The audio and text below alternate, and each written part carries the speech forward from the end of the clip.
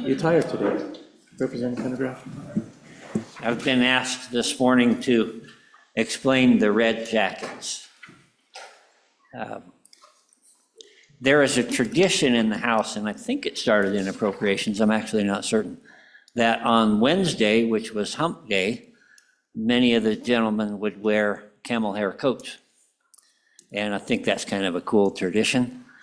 When we came in, we were handed a long-term forecast by LSO, and actually we were handed several of them. And they went through several scenarios looking forward and say, you know, if the price of these commodities goes here, this is going to be the case, this is going to be the case. But all of them basically said that within about 4 or 5 years, if we continue the type of spending we've been doing, we're going to be upside down. We're going to be in the red. And so we wear these jackets to remind ourselves and you that we're not here just to be mean ogres and try to cut things. We don't really have a choice. And so that's the job that we've been handed. Those are the tough decisions that we're going to have to make. And we try to do so as judiciously and as compassionately as we can. So we do not wear these jackets just because we think we look sharp, although I have found a serendipitous benefit. If I go stand in front of my hotel, people come and hand me their car keys. That's kind of cool.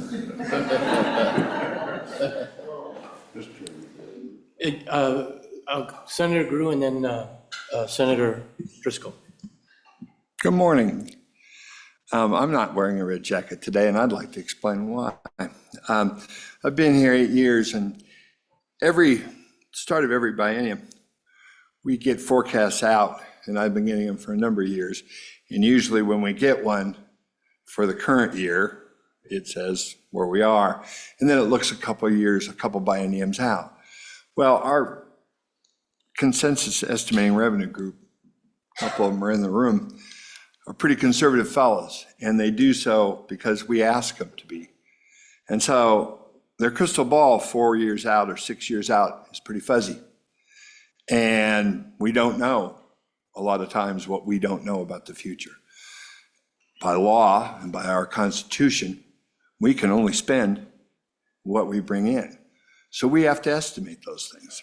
So as those years go by and we get closer to those new biennium, to the next biennium, the crystal ball gets clearer. Prices of oil, prices of natural gas, so the commodities, our investment portfolios, everything kind of comes into closer view.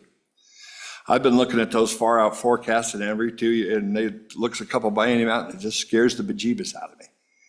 But as the years go by and we work hard and we put together conservative budgets and we work to do the things that the people of Wyoming want us to do, everything works right through.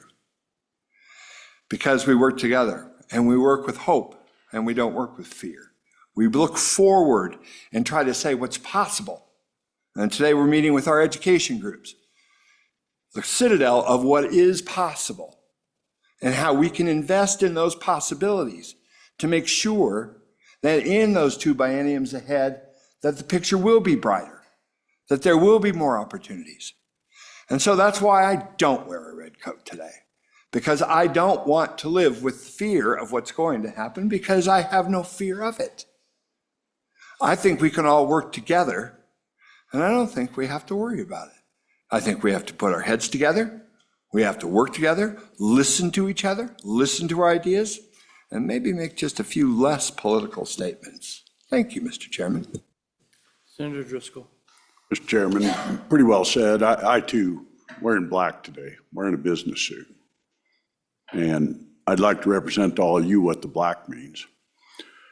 When I went into leadership 8 years ago, the forecast was by the time I was going to be president of the Senate, the state was dead broke and had no money. Exactly what he talked about. There was not going to be a dime. I would point out that 4 years later, when I became president, we put $2 billion in savings in 2 years. That's the black we represent. The money in our permanent savings that the forefathers put in ahead of us generated $900 million plus this year of our spending. We're faced with a budget this year that the governor handed to us before we started that has $700 million of unspent money in it. That profiles as spending. This bloated budget you see, that profiles as spending in that budget because we actually have to write a check to put it in. We have a choice of what we do with this money. We're trying to cut a budget in a time of surplus. That's fine, noble cause. But what are we going to do with the money? Because the really interesting part is we can take that money and we can put it somewhere that has nothing to do with the future of Wyoming. Or we can invest it in our youth and our future. And this is where I'm at. If we're going to cut, I'm fine. Well, I'll live with it. We'll take what we get. But what are we going to do with the money? Are we going to use that money to actually hurt future generations because we robbed them? Or are we going to use that money to invest in future generations and us? And I look at you folks out here, you're all testifying. We've all felt the effects of inflation. Everybody's had some fairly tough times. And yet we're trying to go back to a base budget, at least part of us, that was the lowest budget in 15 years. I would point out the baseline was the lowest budget in 15 years. There's hundreds less state employees this year than there was a few years ago. There's 700 less than there was 15 years ago.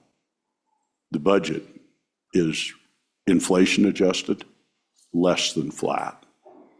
So I think we really have to look amongst ourselves and say, what are we really trying to do? Are we trying to reward ourselves for today, which I would love to pay less and give less? Or are we going to invest for our kids and the future generations? That's really what this body does. And I encourage us all, wear black, think positive, use what you have to do better, not to try to go backwards. Because we literally have the ability in Wyoming to cut our way into a budget crisis. Think about that.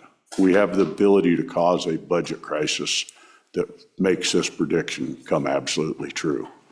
If we cut budgets to the point that they're to the bone and we hit a downfall, which has happened over time, I can assure you we're in a budget crisis. Then we are looking at new taxes. We have the ability to chart our course for our future, and that's what this committee does. I encourage everybody to think hard about what we want Wyoming to be, where we're at today, and how we take advantage to plan for the future, not to plan for the sky is falling. Thank you. Okay, Director Richards, what do we have first up? Mr. Chairman, it is your 8th day for budget hearings. Roll call, if you will. Please. Representative Almand. Present. Representative Angelos. Here. Representative Haroldson. Here. Representative Pendergraft. Here. Representative Sherwood. Here. Representative Smith. Here. Senator Driscoll. Here. Senator French. Here. Senator Garou. Here. Senator Larson. Here. Co-Chairman Bear. Here. Mr. Chairman Salazar. Here. Mr. Chairman, you have a quorum. Your first agency before you today is Agency 57. That's the Wyoming Community College Commission. The relatively new director is Laurel Ballard, and she has her team with her, as well as some representatives from the 8 community colleges and Wyoming Public Television today. Thank you. Director Ballard, please come up and bring whoever you would like. Welcome. Good morning. Good to have you here.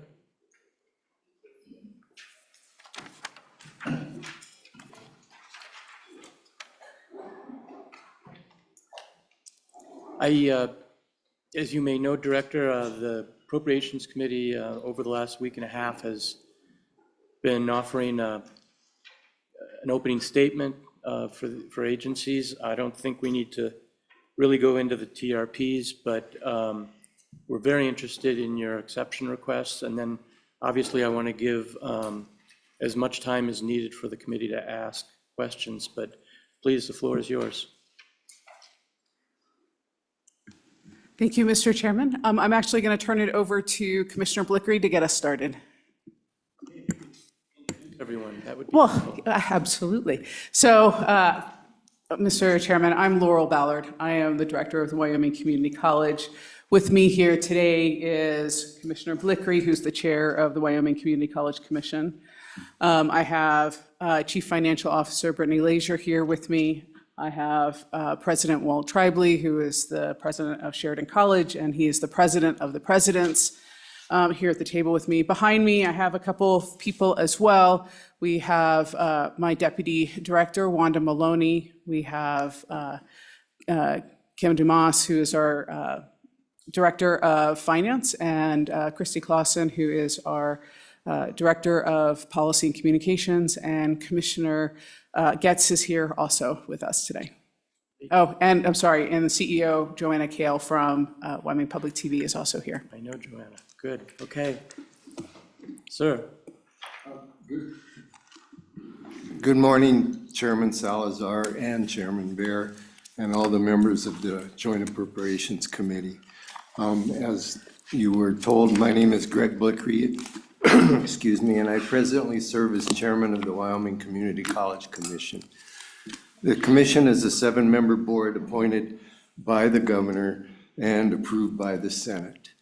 The commission coordinates and advocates for the 8 Wyoming community college districts and distributes funding provided by you, the legislature, and works to ensure accountability.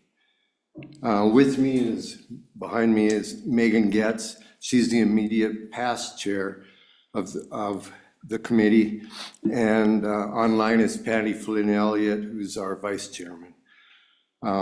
Also, right next to me is Dr. Walt Tribely, president of Sheridan College, and I have Joanna Kale, CEO of Wyoming Public Television. It's my pleasure to be here. I actually got to serve on this committee some years ago, and I know how tough it is for you guys. It's now my pleasure. Well, first of all, I'm going to remove myself and go back there so the people that know things can come up here and talk to me. It's my pleasure to introduce our Executive Director, Laurel Ballard, who will introduce her staff members, which you already had her do. So thank you all. Co-Chairman Bear. Thank you, Mr. Co-Chair. I just want to thank Mr. Blickery for his service for the Campbell County, first of all, as a legislator. Appreciate his time in the legislature and on the board. And the board did recently, over the last several years, and is still continuing to work on the new college in Campbell County for Gillette. And just appreciate that effort and volunteerism to the state of Wyoming. Director. All right, thank you, Mr. Chairman. So good morning. So since my team and I are new to the leadership, we're here today to present a collaboratively built budget that respects the taxpayer while aggressively targeting Wyoming's workforce needs. Since my team and I are new to the leadership of this agency, we have approached this process with fresh eyes. We want to express our gratitude to the governor's office, Director Hibbard and Director Kleins, for pushing us to answer tough questions and explore future-focused options. I'd like to begin today with first orienting you with the Wyoming Community College Commission itself. While we support a system that touches every county in Wyoming, the commission is incredibly lean. We operate with a staff of just 12 full-time employees. Despite our small footprint, our statutory responsibilities are vast. We are not just a pass-through for funding. We are the central nervous system for the post-secondary coordination in the state. Highlights of what my team manages includes distributing aid, state aid, developing capital construction prioritization, and ensuring every dollar appropriated by this legislature follows the statutory funding model. We manage the statewide longitudinal education data system, which you often hear referred to as SLEDS, and the college-level centralized data warehouse used for reporting. This allows us to track student success, employment outcomes, and federal reporting requirements for the entire state. We serve as the state agency for adult education.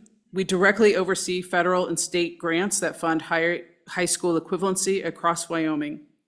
Additionally, we handle program alignment and student success. This includes approving new programs and ensuring they align with the strategic plan, maintaining the common course numbering system to ensure credits transfer seamlessly to UW, and administering specialized programs such as the Wyoming Investment in Nursing, Wyoming's Tomorrow Scholarship, and the Veteran Tuition Benefits.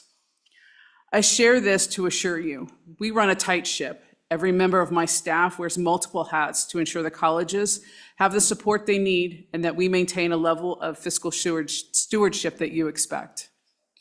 Before we discuss the budget request, it is vital to understand how it was derived. This budget is not a compilation of administrative wish lists. It is the result of a rigorous 6-month public process led by our commissioners. Beginning last April, our commissioners scrutinized every request in open public meetings.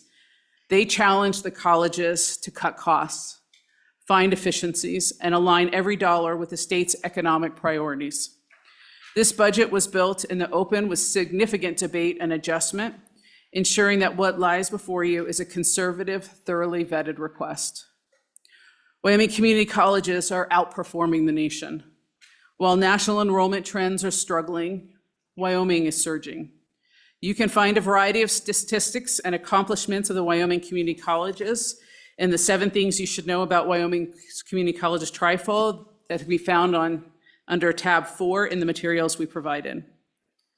We've seen strong enrollment growth. Our fall 2024 enrollment jumped 5%, driven by first-time freshmen. Compare that to the national average where 18-year-old enrollment dropped by 6%. You can find additional enrollment statistics since academic year 2017-18 under tab 5. Through dual and concurrent enrollment, Wyoming families saved significantly on college costs. Over 11,500 high school students took dual and concurrent enrollment courses last year. That's 40% of our high school population. You can find dual and concurrent enrollment statistics also available under tab 6. The percentage of community college students who completed a degree or a certificate within 3 years has been growing, reaching an all-time high of 40% in 2022. Wyoming's adult education program is a standout success. Wyoming ranks #1 in the nation for co-enrollments under the Workforce Innovation and Opportunity Act, or WIOA. This reflects our success in breaking down government silos. Adult education, workforce services, and vocational rehabilitation are working in lockstep to remove barriers and provide a unified path to employment. In addition, the Wyoming program ranks 2nd in the nation for student employment rates and for credential attainment. Overseen by the Commission, adult education provides literacy, high school equivalency, and career integrated training. We are taking individuals who need a second chance, integrating them into trade skills training while connecting them with employers, and achieving pass rates of over 80%, which shatters the national average of 65%. Colleges are the primary pipeline for the workforce supply chain. They have become the immediate response team for Wyoming's employers. When the energy sector signaled a need for specialized technicians, our college leveraged funding from the Wyoming Innovation Partnership and Wyoming Works to launch programs like the Power Lane Technology and Nuclear Technology. This agile response works, but it is expensive. High-tech construction requires significant investment. When local businesses need specific skills, the community colleges don't just offer degrees. They build customized apprenticeships and training modules. The colleges are effectively acting as the outsourced training arm for Wyoming's private sector, delivering a workforce that is job-ready on day one. The Community College Commission and colleges have been focused on fiscal responsibility and employer engagement, employer alignment.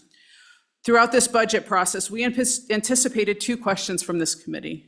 Are you being efficient? And are you responsive to employers? And the data says yes. The colleges are not stagnant bureaucracies. Between 2021 and 2024, they launched 73 new programs to meet workforce demands. But they also discontinued 82 programs.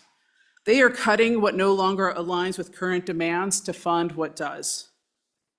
They have reduced FTEs, implemented shared services, and as noted by Mr. Richards in his Craig presentation in October, the colleges returned $4.4 million in unutilized health insurance funds from budget fiscal year 23 to the state's general funds for the legislature to reallocate.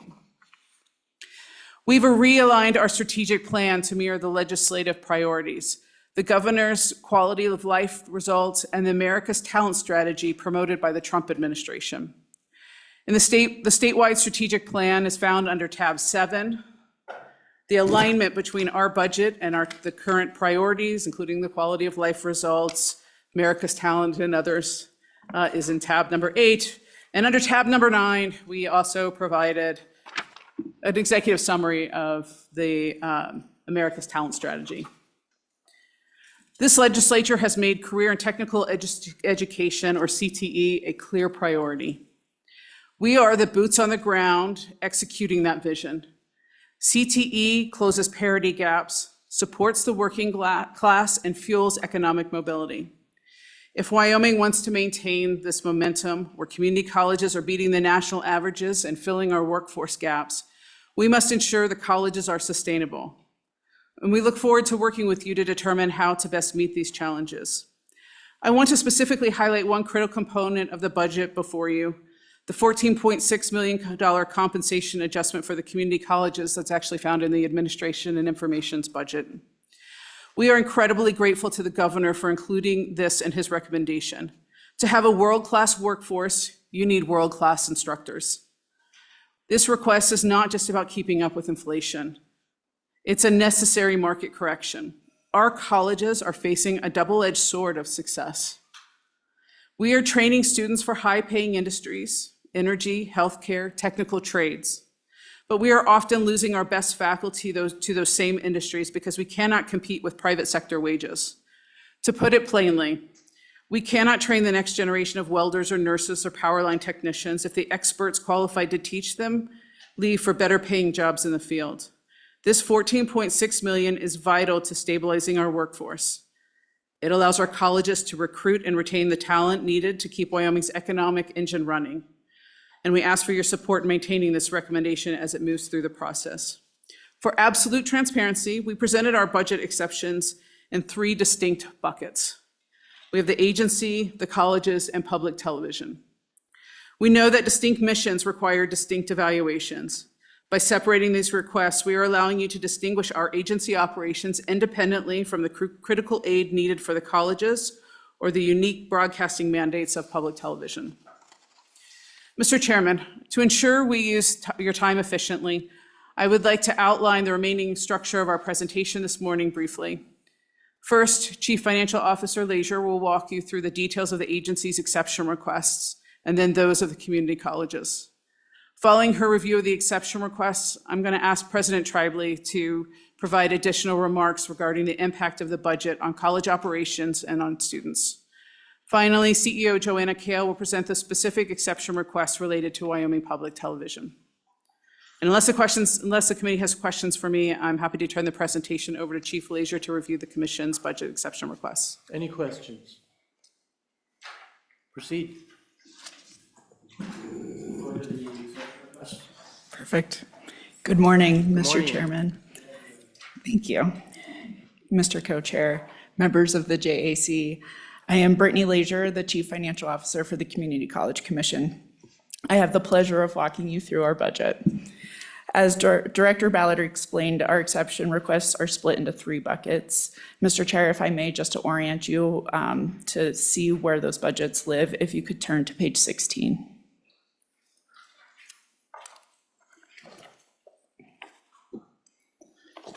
On pages 16 and then on to page 17, you'll see our exception requests are broken into those 3 buckets. On page 16 is the agency's 5 exception requests totaling $1.6 million. At the top of page 17 is the second bucket. These are the 4 college-related exception requests totaling $23.1 million. And then at the bottom of page 17 is the third bucket. These are the 2 exception requests relating to Wyoming Public Television, totaling $6.6 million. The combination of these 3 buckets total $31.3 million.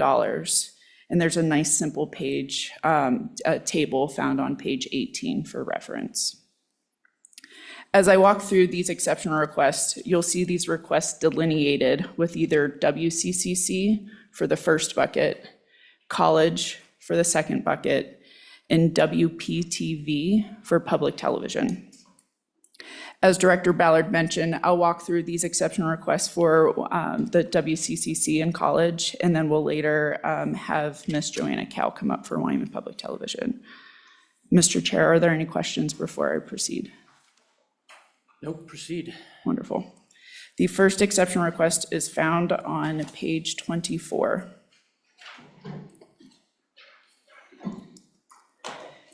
This is WCCC priority number 1. It is a request of $313,000 to cover the maintenance cost of the college administrative computing system used by the 8 community colleges. This system lives at each college and is statutorily required to be provided by the commission. This system supports essential functions at the colleges, such as human resources, fiscal management, financial aid, and academic affairs. This ongoing request includes $268,000 of general funds and $45,000 of other funds. The governor recommends approval of this $313,000 exception request as ongoing. Mr. Chair, are there any questions? Any questions? Mr. Co-Chair. Thank you, Mr. Co-Chair. Could you please explain the other funds? What's the source of the revenue for those other funds? Mr. Chair. 44,000? Mr. Chair. So this relates to one of our community colleges, which is Gillette College. So Gillette College, they currently are in the process of their credentialing to become accredited. And in order to receive state aid, you must levy 4 mills. So Gillette College actually pays for their portion of this system. So that is the $45,000 of other funds. And that is because they do not levy the full 4 mills. And they're not accredited, yes. Both are required in order to receive state funds. So this was really coming out of their general fund? Is that a good I would way? assume so. Okay, thank you. Other questions? Okay, Mr. proceed. Chair, I'll proceed. The next exception request is found on page 25. And this is WCCC priority number 2. This is a request of $268,000, of which $55,000 is one-time, for essential information technology operational funding for our agency to maintain its data collection and reporting capabilities. It covers costs to support the commission's technical infrastructure, including server space with ETS, subscription tools for data management, and website maintenance, which also includes our adult education portal. The ongoing request also includes funding for contract IT services to ensure we can quickly fulfill complex ad hoc reporting requests. The one-time portion of $55,000 is a request to design and implement a new, more efficient system for the statutorily required Common Course numbering system. This system is vital for students to easily understand how classes transfer between the colleges and the University of Wyoming. And moving from the current manual, labor-intensive process will generate immediate efficiencies. These requests and related support have each been fully vetted by ETS and have received the Office of Chief Information Officer's approval. The governor recommends approval of $331,000 as ongoing and $55,000 as one-time. Mr. Chair, are there any questions? Questions? Anyone? Proceed. Oh, Representative Haroldson. Thank you very much, Mr. Chairman. So you're on page 25, priority 2, am I correct? Mr. Chair, yes. Okay, so maybe the numbers didn't line up on what you were saying as far as our amounts. Is anyone else in the same boat? Okay, so maybe we can just, if you don't mind, let's just break that down. And so I'm looking at number 1, object code 0292 at 82,267. The next line, 78,124. Third line, 70,600. Fourth line, 54,560. Are we still all on the same page? I know all of us are nodding our heads. Is that correct? That's correct. So then the question that I have is, some of the numbers that you were saying didn't align. So the recommended approval of 285,551 by the governor with a 54,560 one time, is that what you have as well? That is what I have. Okay.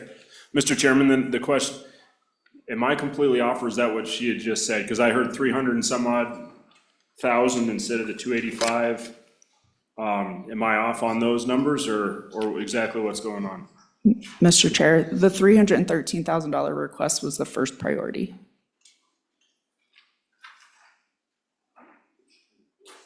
Mr. Chair? Mr. Chair? Senator Larson. I thought I'd heard a 265 for a total at the very beginning. So I think it's 285. Mr. Chair, if I misspoke, I apologize.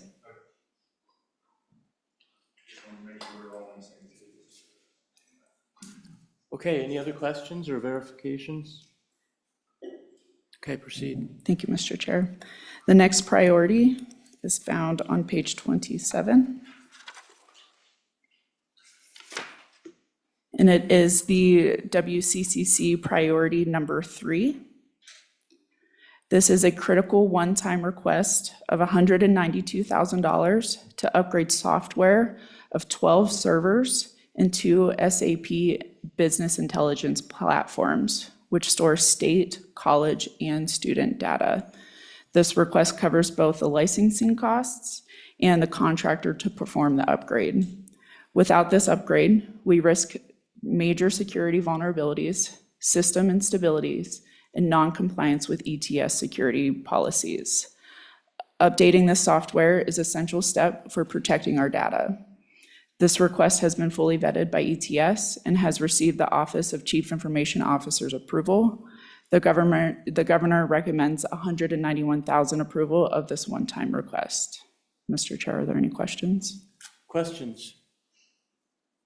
No questions. Okay, proceed. Thank you, Mr. Chair.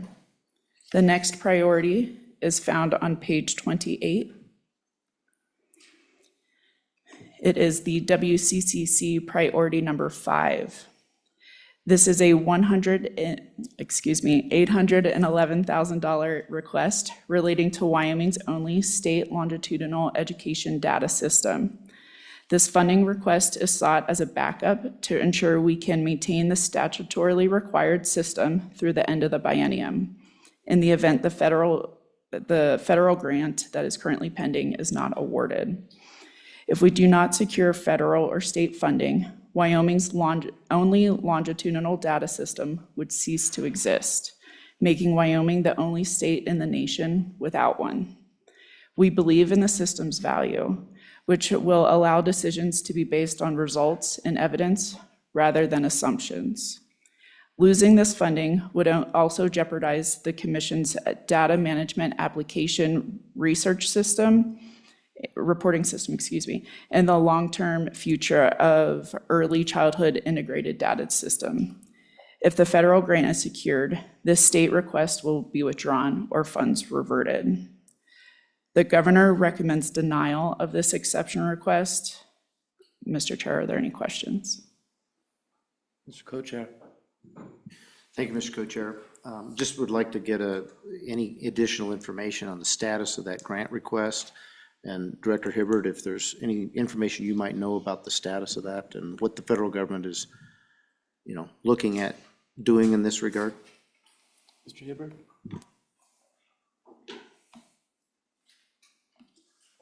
Thank you, Mr. Chairman. I'll do a quick review of that and document that for you. Yes. Director. Mr. Chairman, Chairman Bear, we followed up with the federal U.S. Department of Education last week, I believe, and we still don't have word. So we should have heard, we have a 4-year grant is what we have, and we have received funding for 2 years.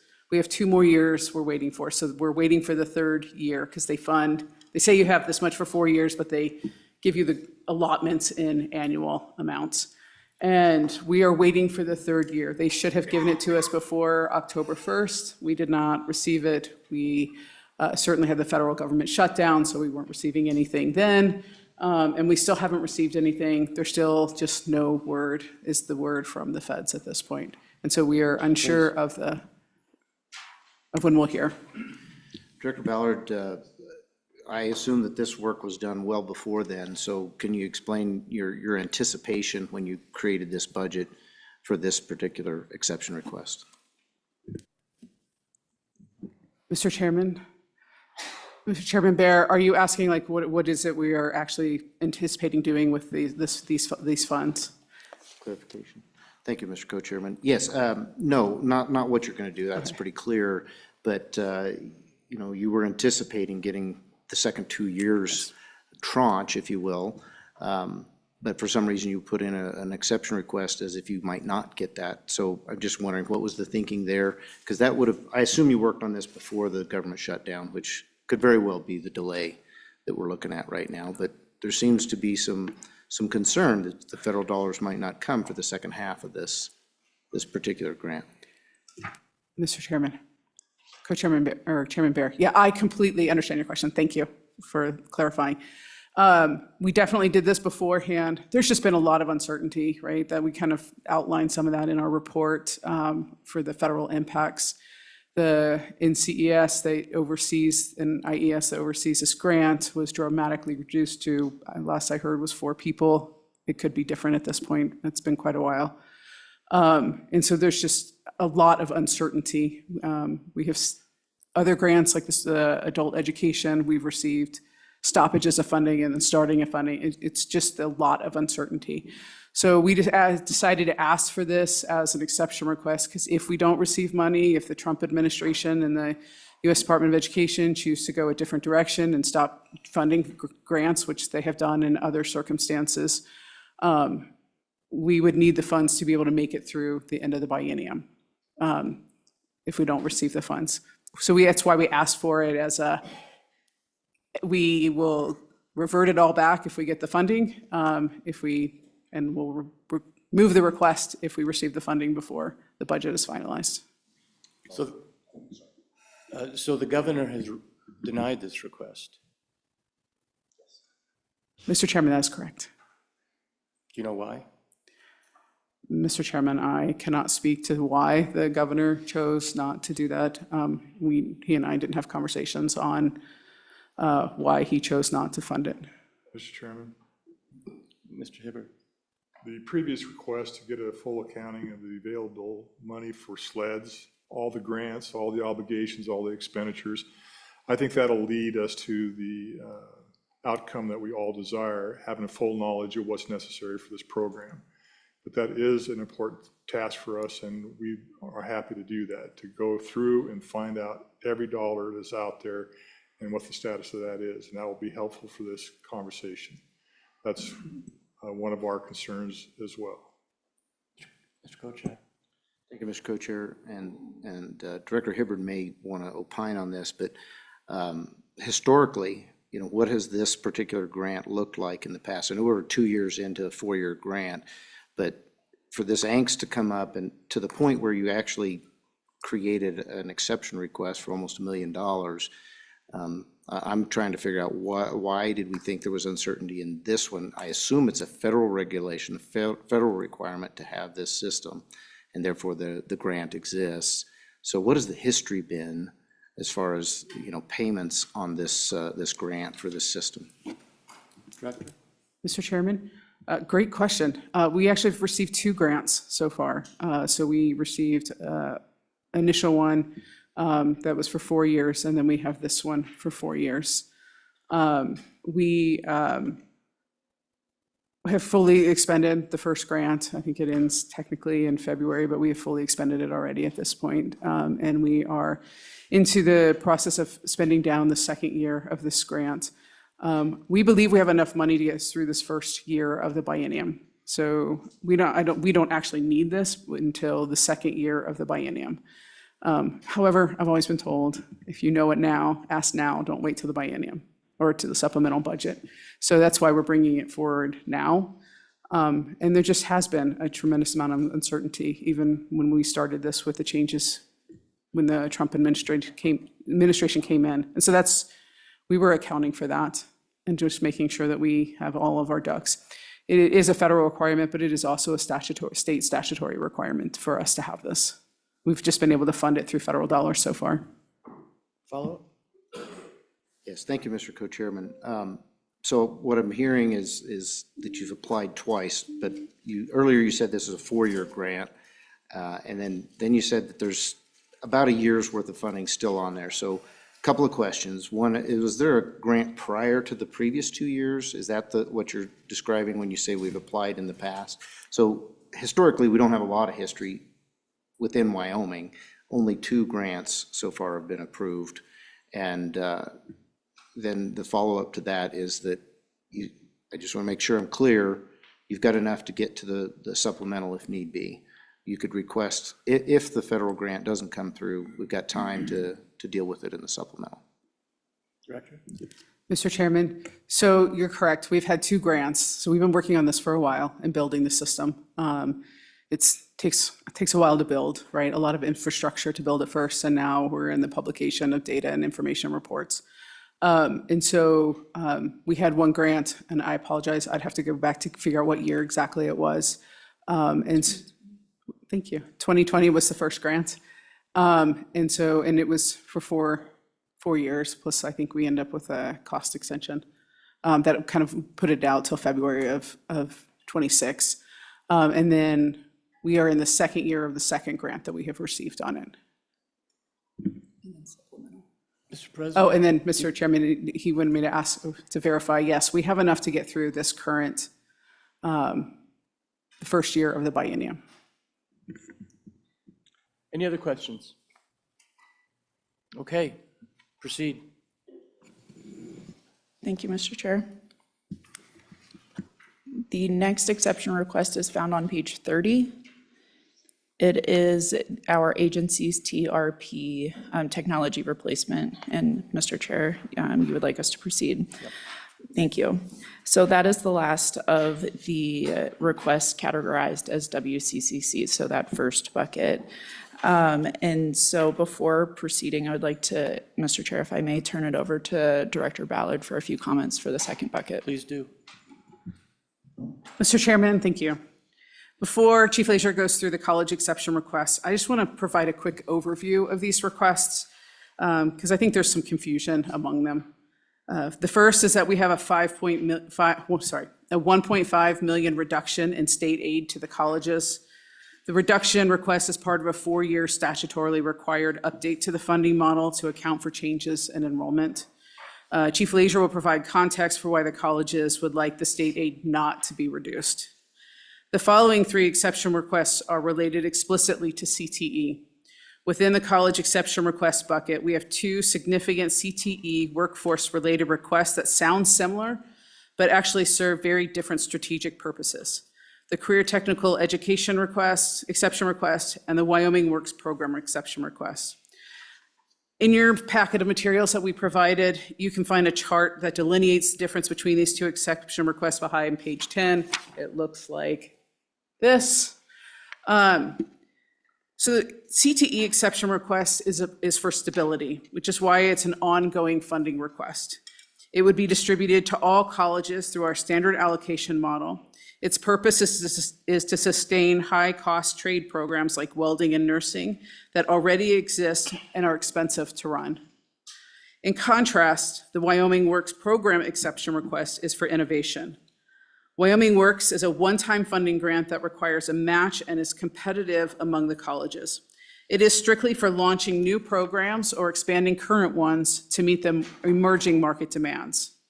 Think of Wyoming Works as a startup capital for innovation, while the CTE exception request is the operating capital that keeps the doors open.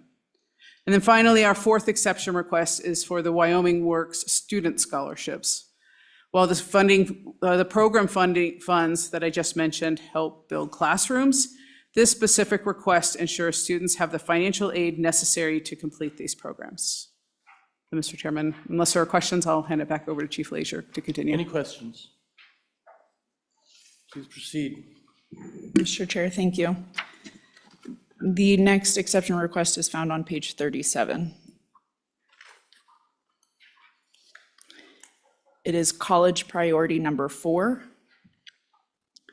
This is a negative $1.5 million exception request relating to the enrollment adjustment statutorily mandated to be calculated every 4 years.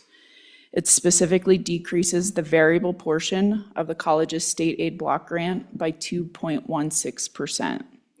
This reflects a decrease in enrollment between the academic years 23, 24, and 25 as compared to academic years 18, 19, and 20. This enrollment adjustment is a required process the commission must go through every 4 years to adjust the block grant by the change in annual weighted average enrollment, Mr. Chair. Thank you. And good morning. Good morning. This is a great time for me to ask this question. I thought I'd just slip it in here because I was trying to figure out when. And not now, but before we get to markup. It would be really great for me is to take each college, each of the colleges, and each one has, and we were talking about this the other day, a comfortable carrying capacity. In other words, an amount of students that optimize the facility that you have. It's dorm rooms, it's all its facilities, there's a number where you're not heating empty floors, you're not opening up dining rooms or having to close them down or closing off wings of school, whatever. So that number of the comfortable carrying capacity of each of the 8 schools. Then show me where we are today versus that number.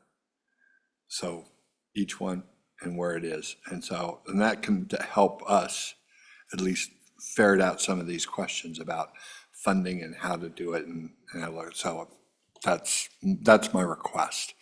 Like I say, just if we can get that, that'd be awesome. Mr. Chair. Yeah, we should be able to do that. Mr. Tribulli, do you have any additional commentary? That's Mr. Co-Chair. Thank you, Senator Guru. It's a great research question, and we're going to have to put some time behind that. If I may, I'll add an additional perspective to that important metric that you would have in your mind as you're trying to balance all this information coming. Another way to look at this is, for the most part, the institutions are going to remain, for the most part, fully staffed as we see ebbs and flow. If I'm a biology teacher and I have 16 students in the class, I still make my compensation. And then I have 11 students in the class. We're not going to cut that class. It's on the way to nursing, preparing nurses.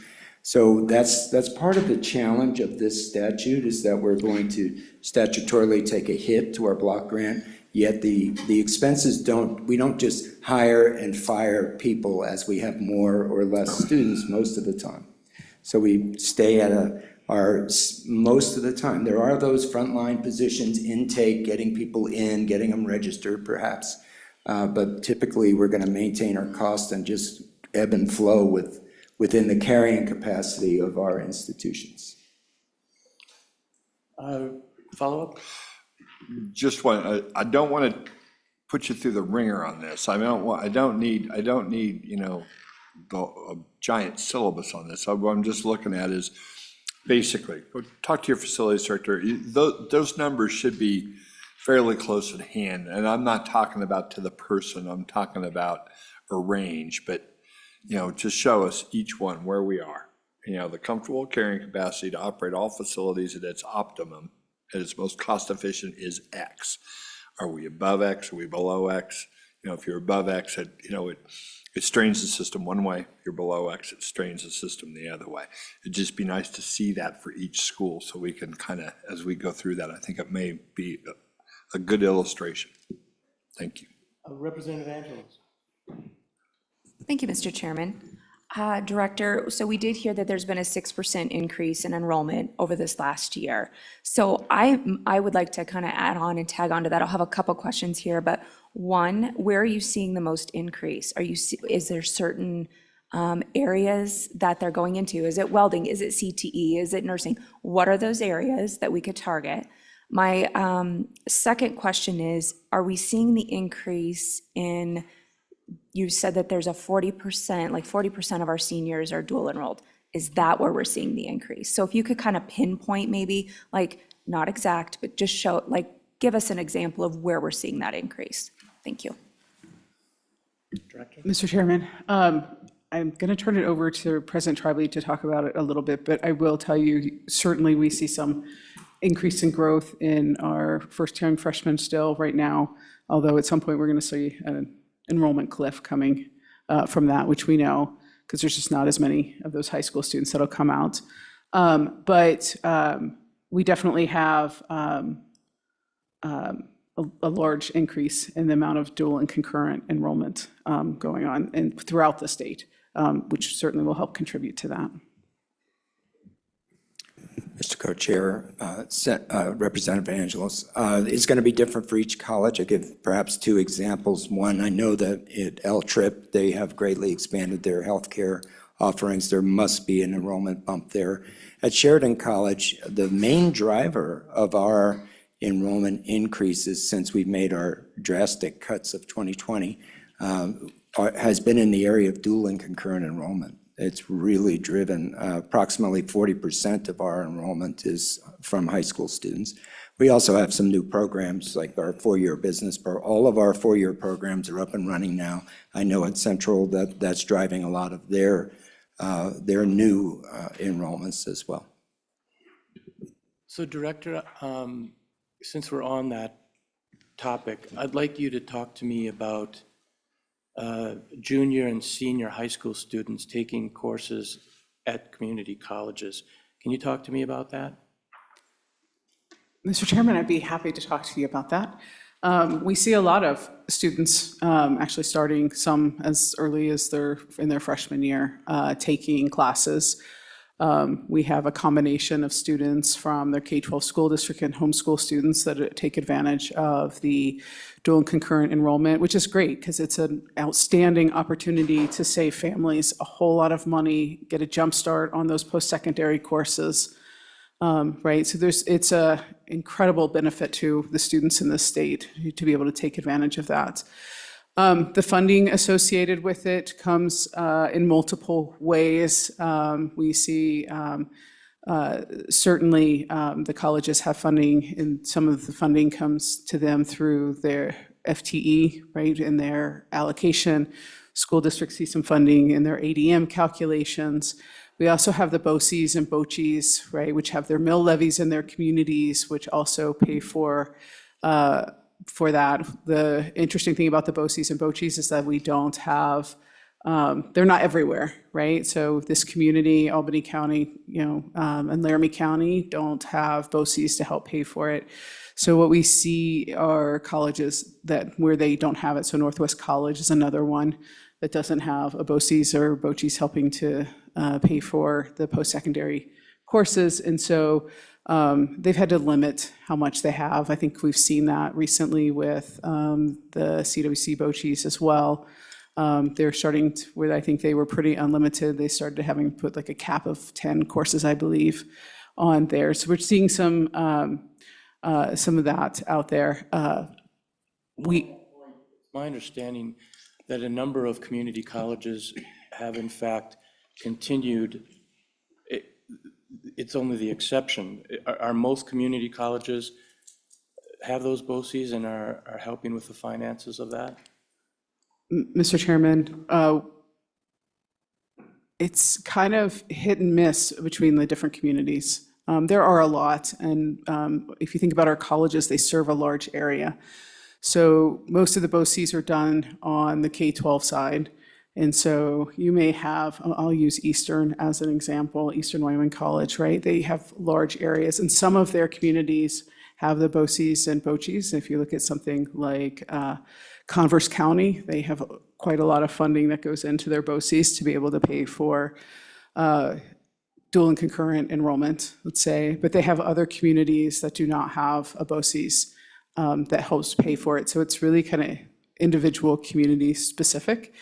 You turn around and look at one like Gillette. Gillette has a BOCHES that is like, it's amazing. They're able to pay for all of this, what the students are able to, all they can take, really, pretty much. And so we see it in several different ways. So what's the reason for the inconsistency? Is it just the fact that some areas have the BOCES and others don't, or? It's a matter of what the communities choose, if they choose to implement the BOCES mill levies. Co-chair. Thank you, Mr. Co-Chair. Just an added point in here, I do believe LCCC does not have BOCES, but they do have a funding mechanism for this. Is that accurate? Mr. Chairman, certainly, we could follow up with President Schaefer to get more detail around it, but they use scholarship funds from their college to help pay for it. So this is an issue that I think the committee would like more information on. Mr. Chairman, we would love to provide more information. Thank you. Senator Larson. Mr. Chairman, I'm kind of confused on it too, I guess. So in the dual enrollment, you do not get any payment from the K-12, from the high school or anything for those classes, is that correct? Mr. Chairman, it's an MOU set up between the colleges and the K-12 school districts, so that all of that is dependent on the MOU that each college puts together with each school district. So it's very much dependent on that. And so some don't require it, and some, in some locations, I believe the K-12 does participate in funding. Representative Pendergraft. Thank you, Mr. Chairman. I'd like to address Dr. Trogby's comments about, fluctuations in attendance or the population of the school. This is something that was particularly troublesome in my business, which was construction trades. And you have a couple of good years and you need a little extra help because everybody's running themselves ragged and working long hours and long weeks. But before we would take on anybody as a new hire, we really had to look long-term and say, can we afford to keep you when there's a downturn? And so I'm quite sensitive to the point that you're making. If you take that 1.5 million and you split it by 8 colleges, I assume it's not necessarily going to be even, but it comes out to 187,000. And to an institution the size of Sheridan College, that's not a tremendously significant amount. In business, revenue is what revenue is. You can't just run to somebody else and say, hey, we need more cash, or please fill in the gaps. It just doesn't work that way. So what happens is when you realize that sales are down, things are soft, you have to respond to that and try to cultivate the market. And so my question comes down to this: can you describe the efforts that Sheridan College or that other colleges are making to reverse this trend of losing students? How are you working to keep those people working? Mr. Co-Chair, thank you. Representative Pendergraft, each college is doing different things, but to your question about Sheridan College, our approach to right-sizing, if you will, the overall structure of the college, it will get to this adjustment that we're talking about, a variable adjustment, which the easy answer to that would be we would be hiring less part-time faculty. I mean, that's within that ballpark. If we're just seeing, a few sections that we wouldn't have in various disciplines, we would handle that by not having as many part-time faculty, for example. But the overall corrections that Sheridan College has made came when we were hit with the state budget cuts of 2020. And that was on the heels of other budget cuts that happened uniquely to the community colleges in terms of the education sector, right? We don't have that constitutional protection. So coming out of the two prior cuts, the one in 2020 was particularly deep, and then we also saw COVID, and we're going to get losses in our dormitories. Every college had them. Sheridan College didn't have the reserves to get through even 1 year of that, so we made major cuts. We cut the district, that's Gillette College and Sheridan College, we cut 16 full-time positions, all NJCAA athletic programs, the restaurant, the police force, 2 treasured but low enrolled academic programs that went with the cost of a restaurant. So that's what we did. Right now, Western Wyoming College is in the midst of a $4 million deficit, and they're making these cuts. So when we are talking about these buckets of funds, it all contributes to the fiscal health of the institution. Every last bit of it does. So I was trying to get to our full-time faculty as the example of the many people that we employ as part of our team, that these adjustments you really can't make by hiring and firing extra workers in this case, because we're talking about a larger class size or a lower class size, but you're still going to have the cost of the class. That's only one aspect of our cost. There's other positions out there. But most of the time, we would handle that type of a cut with just having fewer part-time faculty. Representative Angelos, and then my co-chair. Thank you, Mr. Chairman. So my question would be, if we have seen an increase in enrollment on our dual enrollment, are the colleges being adequately compensated for that? Like, is that where we're seeing maybe some of the issues? I don't know, but that's what I would like to know. I'd like to see how that breaks down, whether it's between those mill levies or the MOUs. I know some of it is, MOUs between school district and college and just wanting to see that. But I mean, I think we need to take a look at that. So if we could get that too, thanks. Mr. Chairman. Mr. Chairman, Representative Angelos, absolutely. I will say, I mean, we did an analysis, I think, for the legislature that kind of showed a $3 million deficit. It did not account for ADM funding that the school districts get. It did not account for the FTE funding. So I want to be clear on that. So I don't think 3 million is quite the right number. But it is a pretty substantial, especially loss in terms of some of those communities where there are no BOCES or BOCHES to help pay for it. I mean, they're having to find funding somewhere else within their operating funds to pay for some of those, to pay for those classes for the students to be able to take those, take advantage of those opportunities. But we can absolutely continue to give you information, and it'd be great to be able to talk more about that. Mr. Co-Chair. Thank you, Mr. Co-Chairman.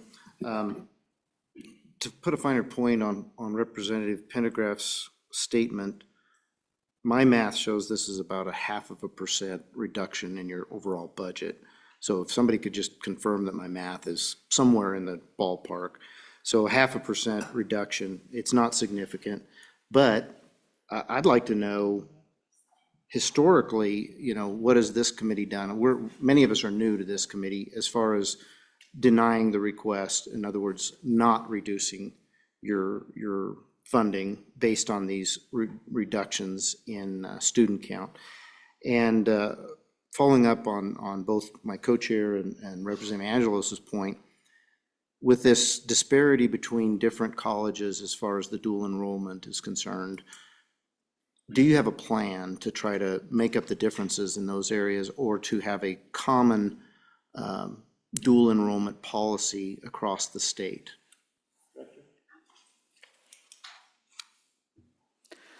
Mr. Chairman, at this point, we don't have a common policy across the state. We've been allowing, and it's difficult, right? Because I would hate to hinder places like Gillette College and some of those where they're able to offer a lot of classes in comparison to some of the colleges that can only offer the 4. And I would hate to limit students and families' opportunities when there's opportunities. So when those do exist. So it's complex, right? And there's a lot that goes into it. I mean, we're certainly happy to talk about it.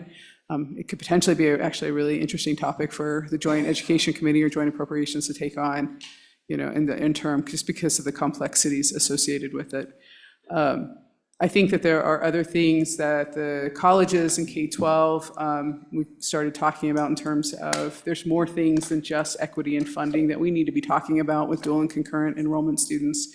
given the huge surge that we've had over the last few years in dual and concurrent enrollment, we need to think about making sure that we're advising students properly. Parents understand the impacts and the implications of what happens if you fail a class that's a dual enrollment class, because those follow them. What happens to financial aid if you've taken over 60 credit hours, which some do, which impacts their financial aid when they go into post-secondary. And so there's a lot of things I think that we are looking at that we need to be potentially looking at. And so we've talked about potentially putting a work group together, start working on some of these topics to be able to handle some of those kinds of things. I would suggest that you take a look at this issue. There are those on this committee that would like this addressed, and I think it could very well be addressed in the markup. So I would encourage you to take a look at this issue. I think that's an idea to have this issue as an interim topic, but it could very well be an issue that is addressed by this committee before the interim. Mr. President? Co-Chair Salazar, members of the committee, I think your summary makes my input, I think, perhaps moot. I just wanted to remind, I guess, everyone in the room that the way this plays out in terms of funding is that a college district board working in conjunction with a particular school board, not even the full county, but a particular school board within a county, they together form a BOCES, that's the term we're using, Board of Cooperative Higher Education Services. We first set that up in Campbell County. We also had one, we have just started one between Sheridan and Johnson. And I say county, and I'm misleading everybody. I'm talking about with individual school districts. So the amount of funding that $500,000 of property tax generates in various counties around, we have the responsibility to offer this, the legal obligation to offer this everywhere, but we don't have everyone contributing. And even when we do, that amount of money within a school district, within an extremely rural part of our state, is never going to meet the cost of that. So even if we had those BOCES set up, they're never going to fully make it. We do it, it's statutory required. We offer it in our district. We have a philosophy to teach the kids, that's what we're doing. And that's our choice. So just wanted to bring that forward, that the amount of money when you start drilling down that could be in a tiny little school district in some corner of Wyoming is never going to be the amount to cover the total cost. Mr. Co-Chair. Thank you, Mr. Co-Chair. And Dr. Tribbley, I heard you clearly when you said, every little bit counts. So I want to make sure that, though I mentioned it was, 0.5%, I think, and hoping that somebody's confirmed my math, that I'm somewhere in the ballpark. Mr. Richards? Mr. Chairman, I believe you are. Let me offer some context here. It works out to be 0.6% of total state aid, right around 0.5%. That does include the health insurance component, which is designated for only a particular use. If you throw that out, then it becomes 0.7% of the block grant, if you will, for colleges. Another metric here is roughly 60% of the total system revenue is from state appropriations. 40% is tuition, local property taxes.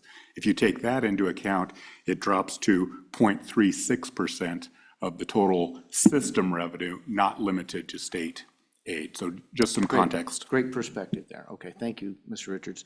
Anyway, I wanted to make sure that, that I heard you when you said every penny counts. This committee takes that very seriously because we're trying to watch the pennies as well. So that point is well taken, but I didn't get an answer on the history, if anybody could tell me, of the lack of reductions in the past. I assume we probably had a reduction with COVID. We probably had reductions before we got to this meeting today and this particular reduction. So just wondering, what did the committee do in the past, or what did the legislature as a whole do in the past in regards to these reductions? Mr. Chairman, do you have? Mr. Chairman, I know for this specific, so it's the college's version of recalibration, this enrollment adjustment. The last two times, the governor has recommended denial, and that is what the JAC and legislature also went with.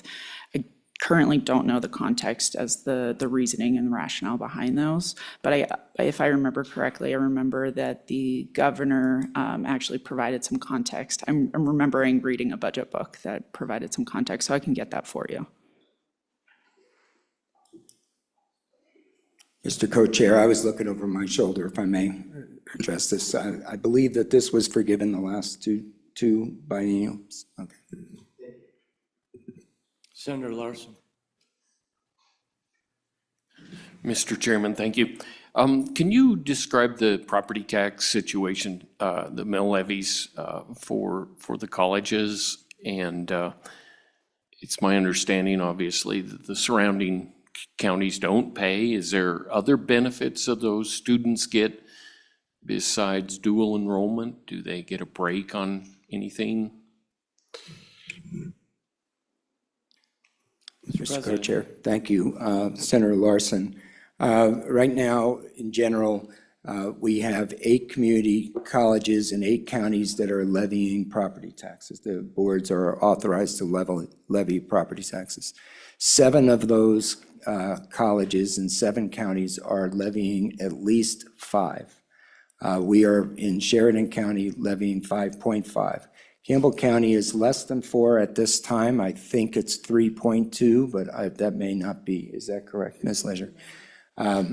So none of the remaining, to your good question, none of the other remaining counties are required to levy. There is no requirement for those counties to contribute towards the community college system in the form of property taxes. We choose to form BOCES with school districts, not full counties, so whatever the taxing authority is of that school district in some of those counties. Another useful concept to have here is that the commission, we are in our district, my district is actually Sheridan County, that's my district. But the commission has defined my service area until Gillette's fully accredited as Campbell and Johnson counties. So all of us have counties that we are required to serve that are not levying property taxes. That's part of the deal. And then what does happen is it's based on agreement between school districts and the community college district to set up a BOCES for their school district. So in Sheridan County, we have 3 school districts, and 2 of them do not participate in the BOCES. Just one, school district number 1, but not school district 2 or school district 3. So we don't, that half mill is just within, and my purpose of talking about mills here is within the context of dual and concurrent enrollment as to what kind of revenue, if everybody had it, what kind of revenue would that actually drive in some really tiny school districts? That's the challenge. That's one of the challenges. So we, to your good question, we provide as much service as necessary in our service district. There is no tax break or no tuition break for people that are in Sheridan. What does happen, I'm getting ahead of myself a little bit, is because of that property tax burden on Sheridan County residents. For example, in fiscal year 23, that burden coming to the college was $3.3 million. The operations of the college in that county contributed to an estimated $60.9 million of revenue for that county. So you're fortunate if you have you really are, if you have a community college in your county, you're getting lots of return on investment. So that is the delta indirectly back to the people who are paying the most taxes. Go to Senator Grew in just a minute. You understand the time that we're taking on this issue, on the dual enrollment and the BOCES. So I would ask you to revisit this issue. Senator Grew. Okay, anyone else? Okay, let's continue with the exception requests. Mr. Chair, just based off of some of the conversation, I'd like to provide a little bit of context as well with this enrollment adjustment. So it's something that is in statute, and it is only focused on enrollment itself. So it's a calculations that described in within statute, but there's no other adjustments that are included in this statutory requirement. So for example, an external cost adjustment for the colleges, their recalibration does not include that. So I had run the numbers because I was just purely curious as to what that would look like. So if, just say, this model included an adjustment for external costs, we would be coming to you with a $12.2 million ask rather than a $1.5 million decrease. And that includes both the enrollment adjustment and this external cost, a cost adjustment. And I ran those numbers within the commission rules. It defines what like indexes to use. So there's some governance over that. What would the state receive for that 12.2? Go over that. It would be for the colleges to continue being able to provide what they're currently providing. And so, Mr. Chair, as in this calculation, I took just what was appropriated for budget fiscal year 25, so the one that we're currently in, and just adjusted it for the inflation that we've incurred over the last 2 years. Okay, proceed. Mr. Chair, the governor has recommended approval of this negative exception request. Are there any additional questions? Any questions? Proceed. Thank you, Mr. Chair.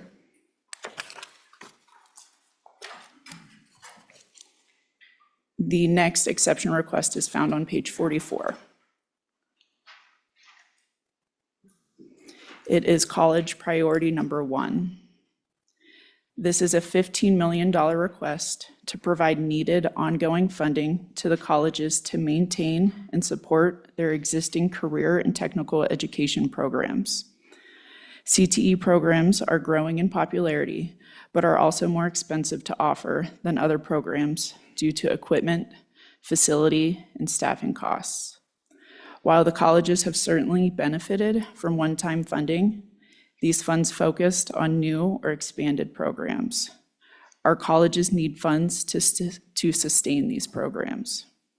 The ongoing nature of the request is designed to help ensure the long-term stability of these essential CTE programs. If granted, funds would be allocated to all of the colleges using the funding allocation model to ensure important CTE programs meeting local workforce needs are supported across the state. Mr. Chair, the governor recommended denial of this $15 million exception request. Are there any questions? We got a couple. Let me go to the House member and then Senate. Representative Harrelson, Larson, and then Representative Angelos. Thank you, Mr. Chairman. So looking at this, obviously, in your opening statement, you said we know CTE is important to you guys. Obviously, I believe that if you look across the spectrum of Wyoming, CTE is kind of the backbone of our economy. With that, I believe that CTE needs to start much younger than even community colleges. And so let me ask this question. What are you guys offering? As we talk CTE, obviously, we're looking at careers in welding and machining and all of that stuff. Let's talk about that educational side. Are you guys in any way, shape, or form producing instructors for our middle schools and high schools to start the CTE educational platforms long before they reach even dual enrollment with you guys? That's the first question. I'll have a follow-up. Mr. Chairman, certainly the colleges work with K-12 to have programs so the students can learn the CTE trades. The University of Wyoming, we've been partnering with them because they have put together, and long last, they've put together the CTE training for teachers. And so what they have done then is, we work together to have students that are interested in the CTE trades to be able to go in and start them in K-12, align them into what they can take and continue to earn their degrees and certificates from the colleges. And then for those that are interested, they can then go on to UW to take the Bachelor of Applied Science, to be able to become teachers in these fields, to go back and to be able to teach. So that is certainly a possibility. I will say that, that's new in the process. So they're still working on building and expanding that program. Where a lot of CTE teachers come from, both from the colleges and for K-12, is from industry, and bringing in folks that are from industry into the classroom. Follow up? Please. Thank you very much, Mr. Chairman. Thank you for that. So that opens up a couple more questions. Do you feel, and obviously we're getting kind of into maybe a little more, as we look at the university, we look at community colleges, there's kind of a little bit of a scope and what you guys have as your bailiwick. Do you believe that this is a bit of creep on that maybe? Should that be something that the community colleges are training these teachers and it's kind of stays inside their CTE umbrella? Or do we reinvent the wheel over at the university to create CTE? I mean, because then we're getting a whole nother set of equipment, a whole nother set of, I mean, there's going to be, that expansion's big. And I know I look at the University of Wyoming's budget, I see $6 million in that budget for this ask. So do you think maybe this is a little bit of creep on what is your guys' job compared to what their job is? And do you feel like maybe that's bridging that a little bit? Answer that, and then I'll have one more. Director? Chairman, I'll start it and then you can go from there. Certainly, it's an interesting mix of how it's been happening. I will say I appreciate the University of Wyoming working with the community colleges and partnering with us to figure out how to make this system work with what they've been doing. I think there's opportunities for collaboration in terms of equipment and those kinds of things. The problem that exists, though, is that a lot of the teachers and their faculty are based out of Laramie. And so if you try to do kind of a partnership, it may be a little bit harder to do that in terms of keeping, trying to train somebody in Gillette who wants to stay in Gillette, that kind of thing. Colleges certainly have the ability to do the 4-year Bachelor of Applied Sciences, so is it possible? Certainly. But we have tried not to replicate what's already been done at UW in those Bachelor of Applied Science degrees, and so, I mean, certainly haven't really done that, but. Yeah, no, I think you covered it. Okay, thank you.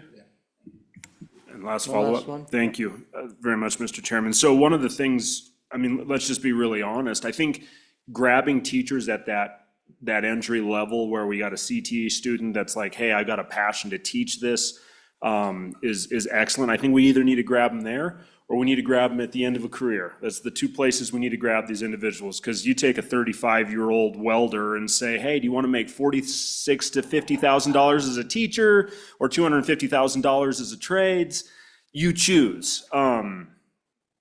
Is there a choice, right? I mean, and so you better have a massive passion for teaching, or we've got to shift that somehow. So I think that this is really important, and I want you guys to be thinking, is this an opportunity where you guys already in the CTE pipeline with the opportunity for a 4-year degree, should this be under your guys' roof with the funding to make it reality, or should we try to add that in on the university side? Because that is ultimately the question as we go forward on this. I think that needs to be answered.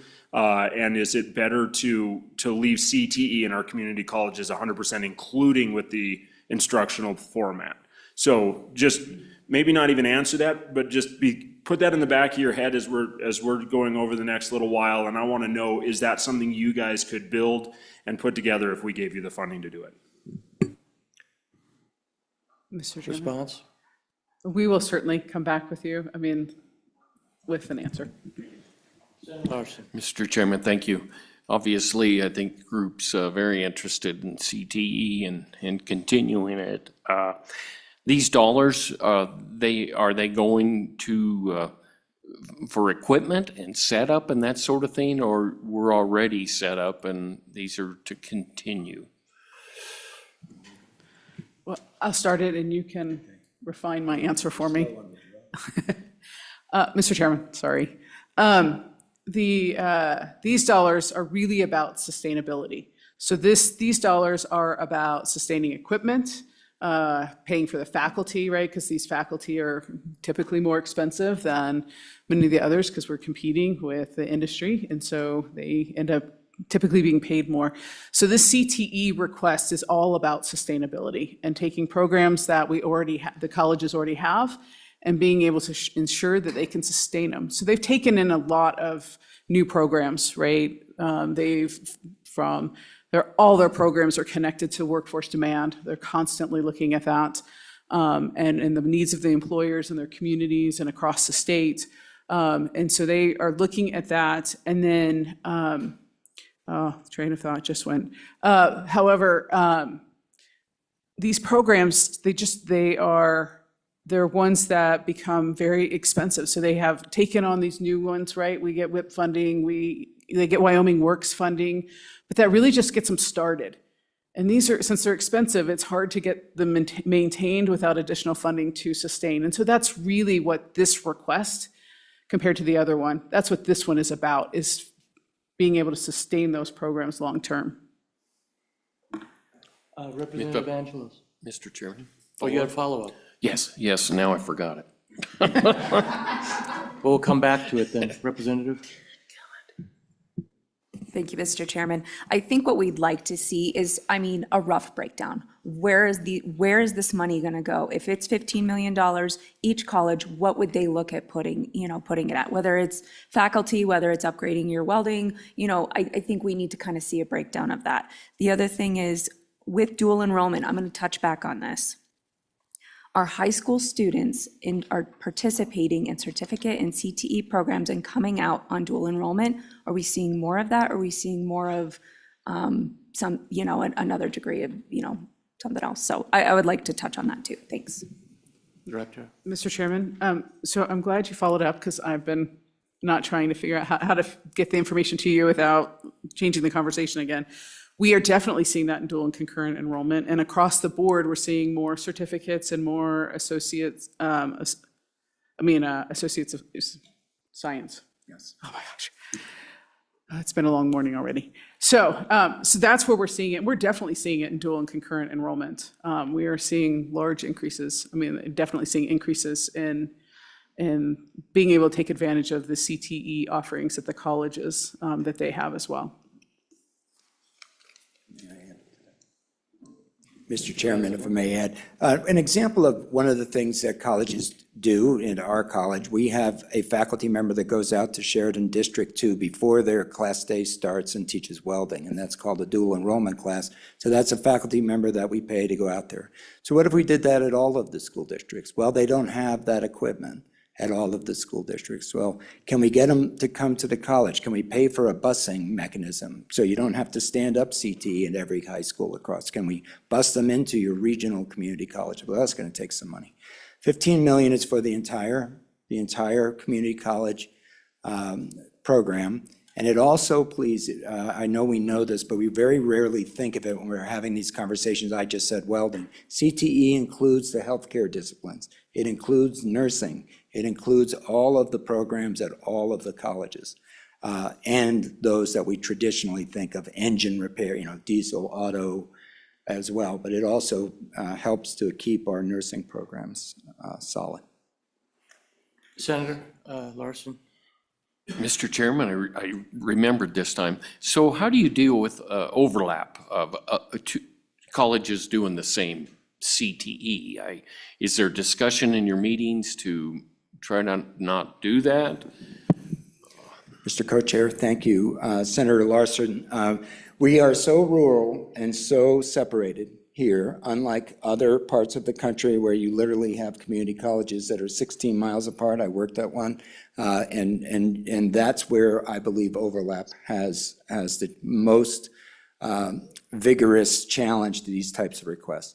So when community colleges offer something like nursing or welding or machine tool manufacturing, if we expect that to be at one community college where people have to drive more than 100 miles to get there, we're in effect saying college will be for 18 to 23-year-olds that are not attached to families, and they come and they live in dorms. But if our community college system, the one that you built very uniquely here, we have had tremendous support from the JAC in the state of Wyoming. We are well supported. Because of that, we also can have, every community college needs a nursing program. I would argue every community college needs a program in education. And the University of Wyoming can be obviously the leader in teaching teachers. So it really has to do with teaching those place-bound students, those 30-year-olds, those folks that have 50-year-olds that have complicated lives, that are losing jobs perhaps in one industry sector, need to be retooled, and they can't all go to Laramie, or they can't all go to Casper or Sheridan. So if it is not true that we can have these kinds of programs in just one place and expect to serve the state. Yeah. Director, Can I follow up as well? please. Mr. Chairman, I just wanted to kind of talk about a couple of things. So one is demand for programs. There are some programs like nursing, we can't, even with it at all of the community, at all 8 community colleges, we still can't fill enough demand to meet the needs. And so sometimes you just have to have programs everywhere to try to meet the needs of industry. So that's one thing, just to build on top of what President Tribally talked about. We do also look at, with the commission and the commissioners and the staff of the agency, when we're looking at, and we do program reviews to approve the programs that the colleges offer, because they all have to be approved, that's one thing we look at, is where there are opportunities for statewide programs, where there's an opportunity to kind of share staff, allow students from one college to take a program from another college. So we do that with software development. So Sheridan has a professor that does and some of the colleges, well, some of the other colleges, but they take care of the first 2 years, and then UW takes care of the second 2 years. And we look at those opportunities for where there are where there are opportunities for these statewide programs. Okay. Yes, Mr. Kochar. Thank you, Mr. Co-Chairman. Many of the things I was going to address were just addressed by you, Director Ballard, and I appreciate that the trustees do look at the demand side of things and adjust your programs based on that. Here we have a request for a particular program, or a group of programs, if you will.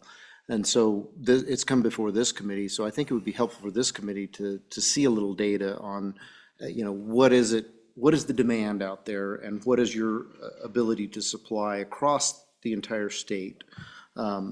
Because we're asking for, 15 million here. And so I appreciate this math being easy, because the last one was 1.5, this one's 15, we can just do a multiplier, and we know that this is going to be about 3 to 7% based on how we look at it of your budget. So if I could have an idea of the demand, is that 3 to 7%?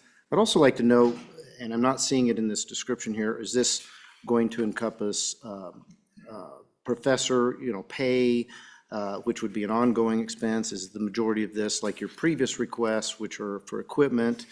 And when you're giving us the data on the percentages of demand for CTE, I'd like to see across the entire scope of programs that you have. What are the least interesting, or least asked for programs versus the most?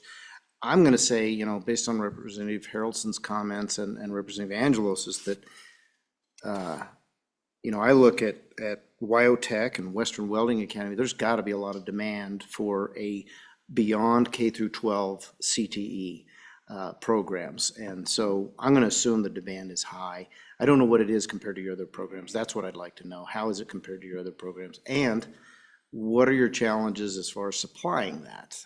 We know that at the K through 12 level, there's not enough teachers out there. They are in the same boat as you, trying to hire out of industry. Representative Harrelson's point was well taken as to, where is the target area for that. And I think the university is taking this very seriously. They're going to try to expand their program to provide more teachers. Have you looked at the potential of working with the university for certification of those industry people so they can stay in those teaching jobs at K through 12 longer?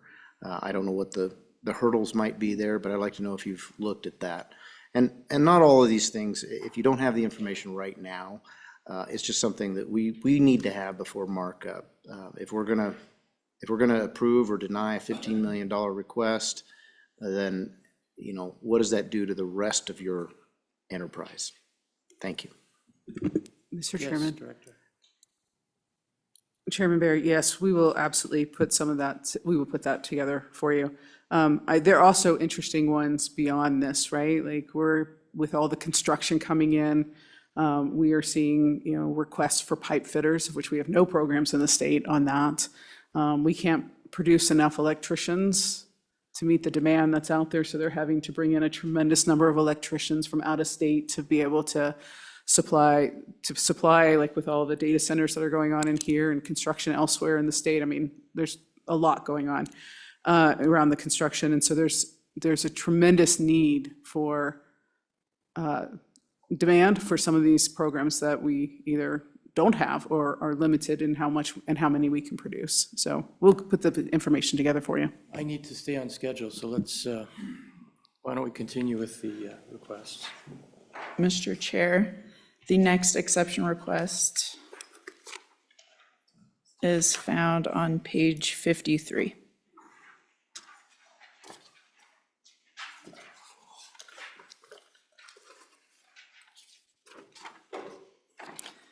This is college priority number 2. And it is a $9 million request for Wyoming Works programmatic grant funding for the colleges. Wyoming Works is a career and technical education focused state-funded program established by the legislature in 2019 that the commission administers. Eligible CTE programs that qualify for Wyoming Works startup funding have to meet labor and economic development needs and may be for credit or non-credit programs. Wyoming Works also has a student grant piece, but this request is specific to restoring available funds within the Wyoming Works program for the development of high-demand workforce programs. Of the $3 million appropriated between 2019 and 2021, only $55,000 of these funds remain. While this is a general fund ask, we would want to transfer the appropriation to the Wyoming Works program account, which is a separate fund. The governor has recommended $5 million of this $9 million request as one time. Are there any questions? Proceed. Thank you, Mr. Chairman, and I'm not going to try to get us off too far, but I do want to ask, the Wyoming Works and the shift in the Hathaway funding, can we talk a little bit about what that is? So is the Wyoming Works the over 25 one or 24 one, or is that the up to 18? Can you just talk about kind of how that marries together? Because obviously there's some shifts, and I know you're pulling out the page and I could probably look myself. But why don't you just walk us through that page? Mr. Chairman? So that's a great question. In fact, I've been talking to my staff about just putting together a whole list of like, here are all the scholarships. I should have probably had it ready for now. I was going to have it ready for the session. But that kind of talks about all the different scholarships that are available because they're confusing at this point. And so in tab, I think it's 11 in your packet, at least talks about the Wyoming Works and Wyoming's Tomorrow. So the Wyoming's Tomorrow is the one that is for the 24 and older versus like Hathaway is actually intended for your recent college grads. High school grads, sorry. Thank you. The Wyoming Works is actually very much intended for CTE and paying for students to participate in those Wyoming Works approved programs. So all the programs that go through Wyoming Works, they get another special designation and approval process because it has to meet the requirements of Wyoming Works. But those are really just for CTE credentialed type programs. So there's some overlap, right? So you could potentially have opportunities to access multiple programs. So you could access Hathaway, and if you need additional funding, you can use the Wyoming, there's nothing that prevents you from using the Wyoming Works. It's all in the funding, and of course, can't pay for more than what the tuition and the cost, of attendance and those kinds of things allow. This, Mr. Chairman, does that answer what you're looking for? Other questions? Okay, let's proceed. Mr. Chair, and Representative Haroldson, in the next request, we'll also discuss a little bit about how the Hathaway impacts the student grant side of Wyoming Works.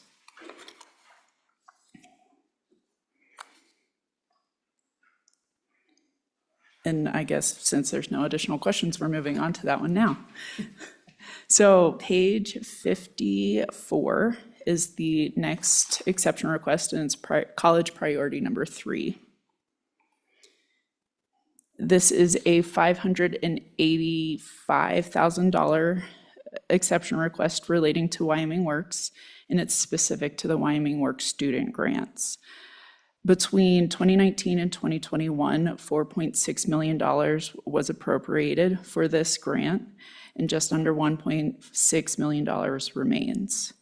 To meet projected demand and account for obligated funds, the Commission is requesting for this additional support additional requests to support anticipated student grants through the 27-28 biennium. And these grants are based off of the Hathaway, and that's where the amounts come from, so both the provisional and the honor. So this request does not take into consideration any adjustments that are made to the Hathaway. And then similar to the previous request, this is a general fund ask, but we would ask for it to be transferred to the Wyoming Works student account. Questions?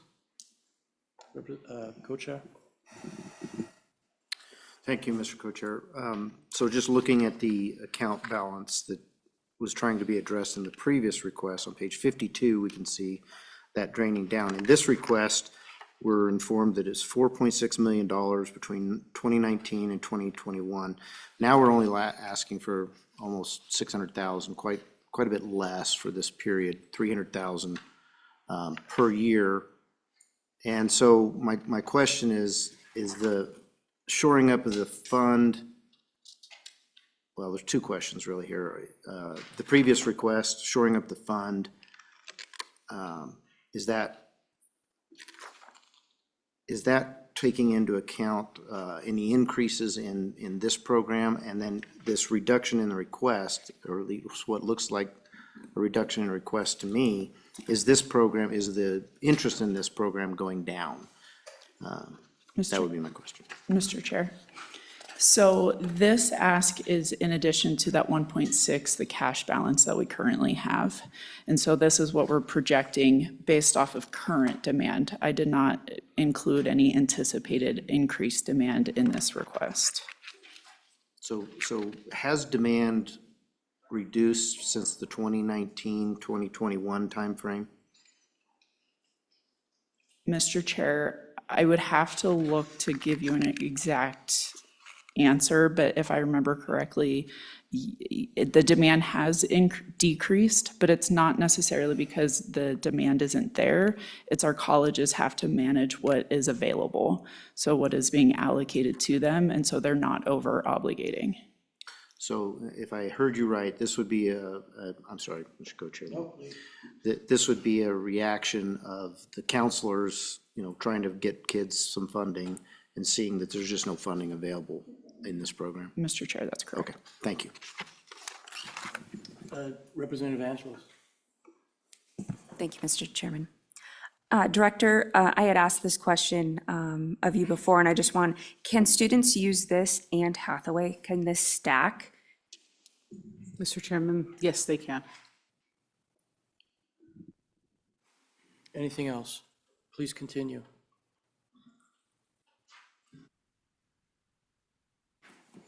Mr. Chair, that's the last of the colleges, so last of the second bucket of exception requests. And if I may, turn it over to Dr. Ballard. I am going to take a 10 o'clock break. Would it be better break now or at 10? Probably now? Mr. Chairman, I was going to hand it over to President Tribally and let him kind of close out about Yes, the please do. colleges? And then Please do. we'll be ready for the last set. Sounds good. Let's do that. Thank you, Director Ballard, Mr. Co-Chair, members of the JAC. I do want to reiterate on behalf of the presidents how much we do appreciate your ongoing support. We want to share, I certainly want to share with you that the ongoing request for the CTE funding of $15 million is far more valuable to the colleges than the one-time request from Wyoming Works. I understand we made those requests, but the ongoing funding to support overall CTE, which includes nursing and other programs, is much more valuable for us. The investment that you're making, of course, as I gave the Sheridan College example, but the investment that you're making in the community colleges in fiscal year '23 resulted in $913 million back to the state. That's the results of an economic impact study that was contracted by the Wyoming Association of Community College Trustees and Director Taylor behind us here today. So you're investing not only in the future of our students and our workforce in a vibrant state, but it's also making a real impact on the economies of the state at this time. There is, within the governor's budget, we really appreciate the $14 million. That's a nod in the direction of what is necessary for compensation, just talking about a few examples of offering somebody a welding job, and 35 years old with kids. That's very acute in the nursing program as well, and this takes a step in the right direction. So we very much appreciate Governor Gordon including that. We do not understand, of course we respect, we do not understand how the 15 million didn't. We really need those funds. It's more about maintaining the health of a college, to maintain a growth mindset that I believe was nodded to very eloquently by Senator Giroux at the beginning. It's very challenging for a college president to say yes to a new program you don't know how it's going to pan out because of some new businesses coming into Rock Springs when you're trying to cut $4 million out of your budget and you're laying off 30 people. So within that context, I have quite an unpopular thing to bring up, but I'm going to bring it up because I feel the responsibility that you do in balancing this budget and being conservative with your funds. We presidents see quite an uncertain future. We're pleased that the federal government is now including CTE in the Pell Grant. At the same time, they're making cuts in other areas. It's a very unstable landscape. We're not sure how much the Pell will be worth. Your colleges will now be responsible for default rates from our students, and if they go above 40%, your colleges will not be able to get those federal dollars. So these are some of the challenges. So within that context, I do have another challenge here today. You were talking about what you're wearing. I never do. My staff probably thinks, but what I wear is closer to a fashion risk. But I happen to be wearing both colors today. We presidents got together and through a number of calculations provided an amount of funding to the Wyoming Community College Commission, which they did approve in their meeting, and that's $19 million that would be coming into the block grant. That's just general support. It's based on external funding adjustment. That's how it was arrived. You can call that a lot of things, inflation, et cetera. But it's an adjustment in general to the block grant that we feel, as did the commission, is necessary at this time as we head forward. We did not invent the property tax structure here. We did not invent its critical nature to our endeavor. We know that that's changing. We know the feds are changing. We do not know how. So this $19 million on behalf of the president, certainly not commission staff in this particular meeting. We are also asking for $19 million to be included into the total just to get us through this next biennium, which we are seeing a number of schools already needing to make drastic cuts. With that being said, I do appreciate your service and sit for any questions you may have or comments. Any questions?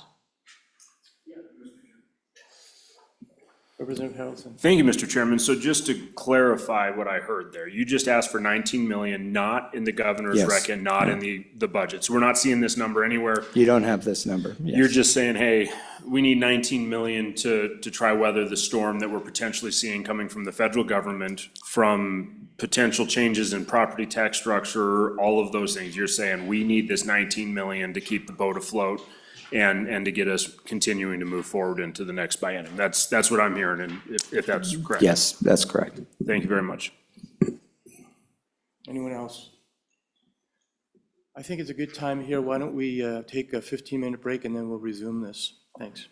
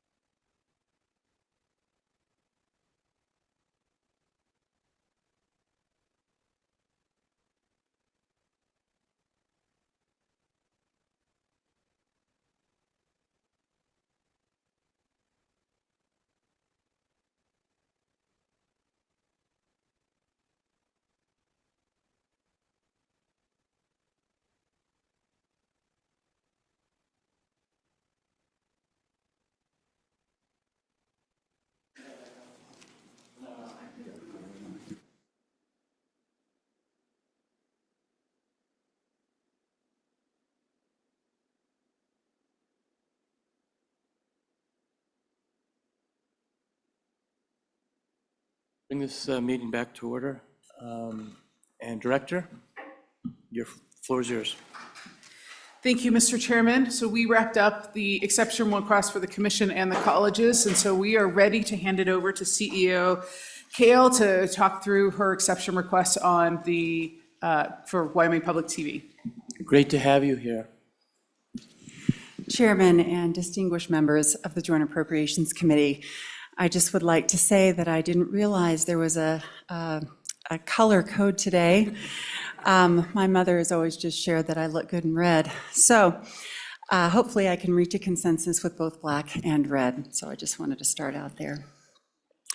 I have much to share because what Wyoming Public Television does is very important. So please be patient. I'm happy to answer any questions along the way.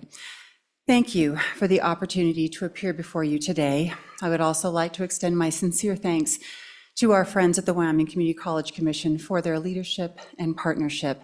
And finally, I would like to thank Governor Gordon and his office for the full support of our requests within this budget recommendation. Before I begin, I want to note for clarity that Wyoming Public Television is not affiliated with Wyoming Public Radio, and I will be unable to answer questions regarding their operations or funding.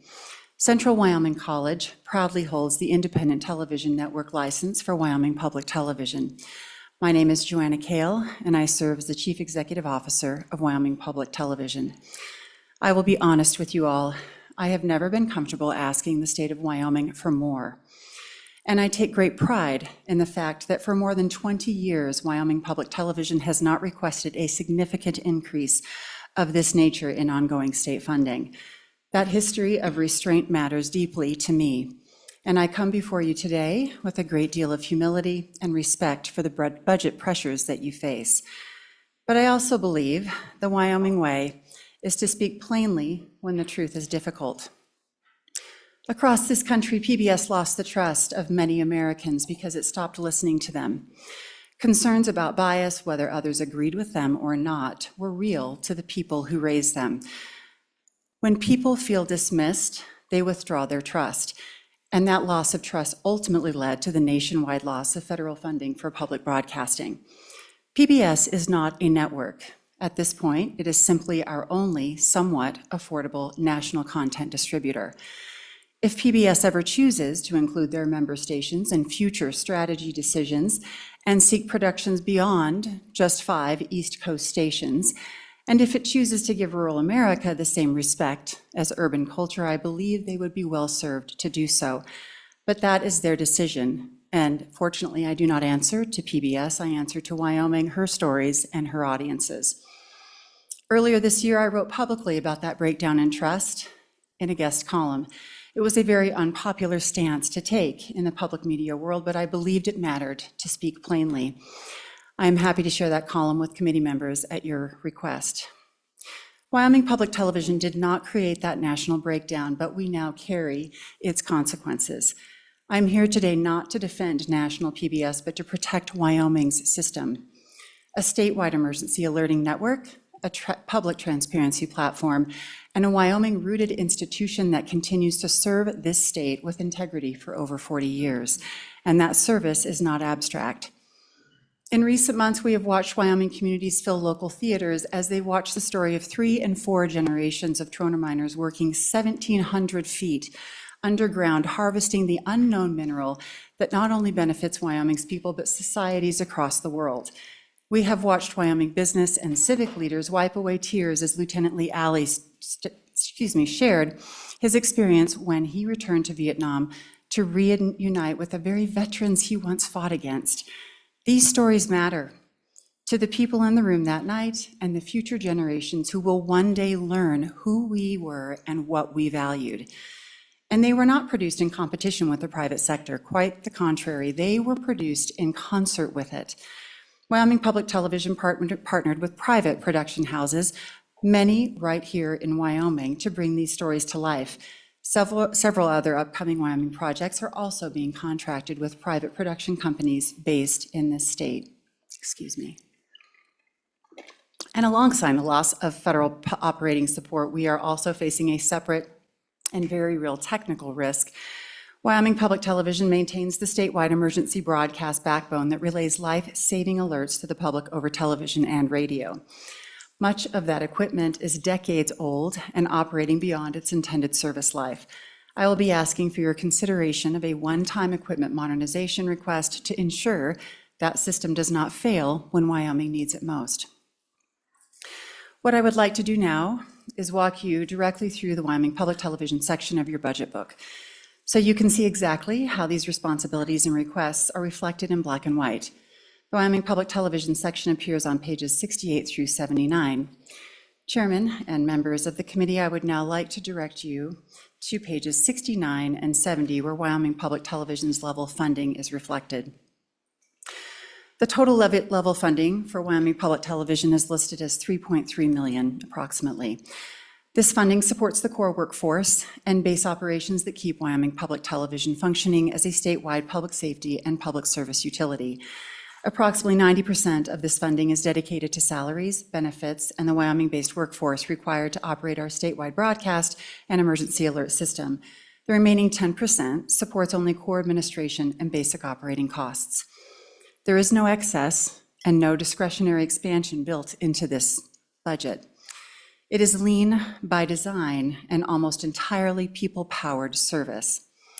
In 2020, Wyoming Public Television employed 23 full-time staff. Today, that number has been reduced to 17 full-time employees, reflecting our continued effort to operate more efficiently and responsibly with state and taxpayer dollars. This level of funding is fully recommended in the governor's budget. I'm happy to answer any questions regarding our current level funding request.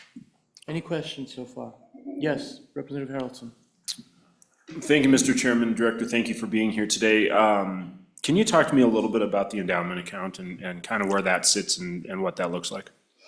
Mr. Chair, of course, that endowment account was created back in 2018. It was created as a matching opportunity for the Wyoming Public Television to go and seek $1.5 million to match state funding of $1.5 in order to support operations and productions at Wyoming Public Television.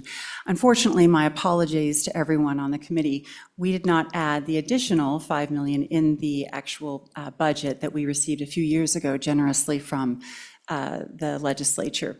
So the number that is reflected within that budget should be $5 million, and that made it possible for us to move into the Pool A investment account to potentially earn more dividends on that trust. Yes, and then Representative Alaman. Thank you very much, Mr. Chairman. What's your current account balance? Mr. Chair, I believe it's just over $5 million. Representative? Thank you, Mr. Chairman. How big is your audience in the state of Wyoming? Mr. Chair, that is an excellent question. I would say our entire audience is the entire state of Wyoming because we're able to reach them in so many different modes. We reach them over broadcast, which is over our air, over the 50 towers that we maintain. We reach them over cable, and I would say about 70%, maybe 80% of the state of Wyoming is reached on cable, or can be. And we are also on satellite, primarily on Dish Network and Dish DirecTV. The satellite system is very complicated, and I can get more information to you about how that works. But primarily what we're focused on is how the future of television and watching is, and that's digital. And we can reach every corner of Wyoming on digital with our content. Representative Pendergraft. Thank you. Thank you, Mr. Chairman. I'm a free market person. If you have a good product that people are willing to pay for, you'll make a living. What do you say to people like myself who would point out that it's one thing to send a signal to every corner of the state? It's quite another to have anyone pay attention. So I think Representative Alaman's question was more along how many people are paying attention, how many people are listening, and why do you have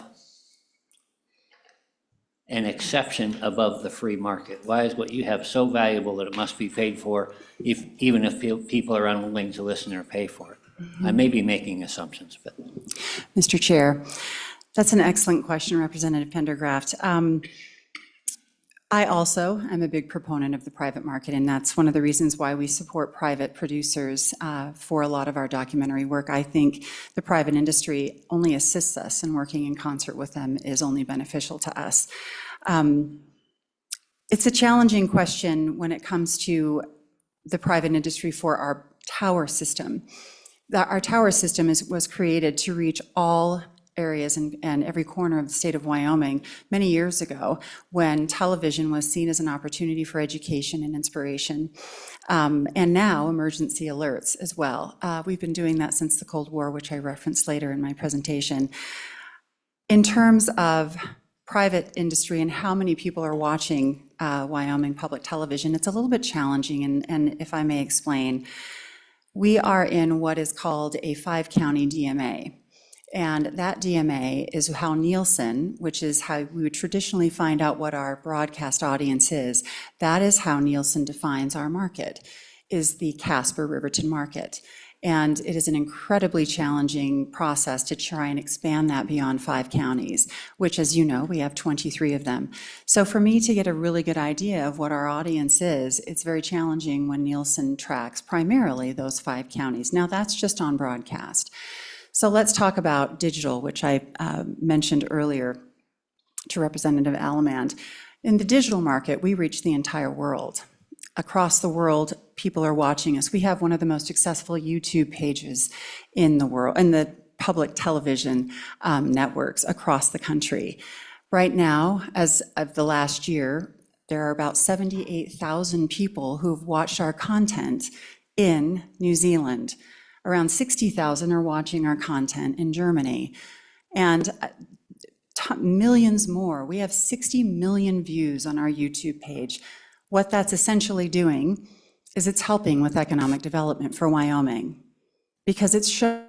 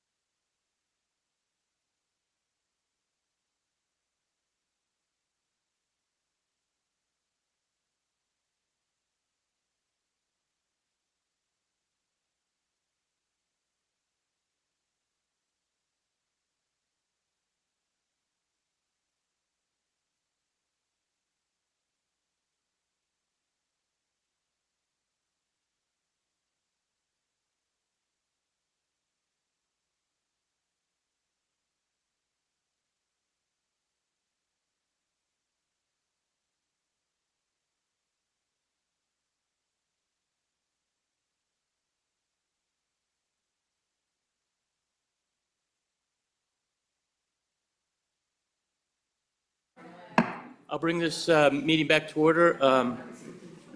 Had some technical difficulties. I think they're now back up, and I think we had some testimony that while, and I wasn't aware of it, but the tape ended. So maybe we can go over a couple minutes of your previous testimony, and so that we have that on record. So please. Of course, Mr. Chair, thank you. I believe we were going over some of the stats of the viewership of our YouTube page, and I went ahead and pulled up, and it's actually found within your budget book, some of the stats that Wyoming PBS, Wyoming Public Television, has. Right now, I can say that between 2020 and 2025, the United States, within the United States, we have 35 million views. In Europe, we have 4.1 million views. And in North America, non-US, 3.3. I mean, the numbers are just astounding for our little Wyoming public television located in Riverton, Wyoming. So I think that's a very good example of how we are helping the state of Wyoming be discovered across the world, not just the nation. And I believe Mr. Chair, Senator Guru had a question regarding the transition between like what our tower system could do in terms of what the future is with the power of that, but beyond that, our digital space as well. And I can maybe address that as well. One of the reasons why we have such an amazing digital footprint is because, again, we want to be good stewards of taxpayer dollars and of the people's funds that support us outside of federal and state funding. So we have done a very good job. The station, my team, my incredible team of 17 in Riverton, Wyoming, have worked very hard to achieve these numbers. If you know anything about the digital media space, this is an incredibly difficult space to be in right now. It's more hard than ever to get eyeballs on content, so I'm very proud of them. That is where we're going. Now, the tower system is considered a backup system if something were to go wrong with the digital space. That is one of the reasons why FEMA finds that tower system to be so incredibly important, because that's radio waves, that's different from digital. So we are in a position of transition between over the air and the digital space, but we can't not be present in either. We have to be present in both. So with that team from 23 to 17, we have not stopped our services. We've not stopped our work. We've actually increased. I've asked a lot of my team, and I'm very proud of what they've done. So in terms of statewide news, that's a very challenging question to answer. And one of the reasons why is because of perceived bias. Bias is such an interesting word. We all have our own biases. I was just visiting with Chairman Salazar and Co-Chairman Bear. In order to be unbiased in news, you have to be constantly upsetting someone, and then maybe also constantly making them happy. We are living in a place right now where we are directed to what we want to see. So in order to create unbiased content, we would need to bring those viewers in to be in an uncomfortable space. We get them uncomfortable for a little while, and then we make them comfortable because they might agree with something. And then the next few sound bites, they don't agree, but then the next few, they might agree. So we're asking audiences to come in and watch something that they aren't normally directed to, because we're all directed to what we want to hear and what we want to see. That is the challenge with news. Now, is that something that Wyoming Public Television could provide? Yes, and I think it's desperately needed in the state of Wyoming. However, it's a rather challenging lift from a strategy standpoint. So it is something, Mr. Chair, and Senator Gru, I was actually addressing your question earlier. It's something we are looking into, but if we do, we have to be very careful to include as much of the media outlets across Wyoming and include them to the table to have conversations. I just have a very, based on how poorly PBS has done in this exact area, I'm challenged to try and create something similar for Wyoming. It's most definitely worth our time and consideration. Please continue. Thank you. If you will turn with me to page 72 of your budget book, this is where the permanent loss of federal funding appears.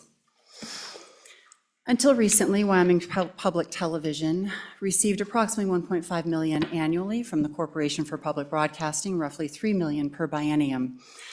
That CPB funding supported broadcast and transmission operations, emergency alert distribution, Wyoming-based documentary production, children's educational services, national public television programming, and statewide live stream coverage of Wyoming legislative committee meetings and hearings. Since 2017, Wyoming Public Television has provided that legislative live streaming service to the Legislative Services Office without requesting additional funding beyond direct costs. And we have a wonderful relationship with the LSO. We work very, very closely with them, and we appreciate their assistance.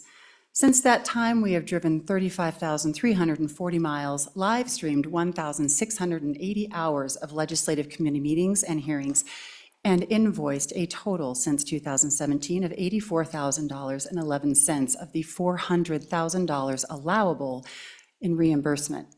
And we have absorbed approximately $95,000 in unreimbursed staff salary time, which we have never requested to be reimbursed. With the closure of the Corporation for Public Broadcasting, those federal funds are now permanently gone. This ongoing operations exception request is strictly to replace lost federal service and system support. This is a service replacement request, not a growth request. If the Corporation for Public Broadcasting were ever to be reestablished, Wyoming Public Television would not accept duplicative funding from the state of Wyoming equal to any federal amount restored up to the full amount of this ongoing operations exception request. This ongoing operations exception request is fully recommended by the governor, and I am happy to take any questions you may have. Any questions? I guess I have a question. So with the cut from the administration and the Corporation for Public Broadcasting, and you had talked earlier about trust,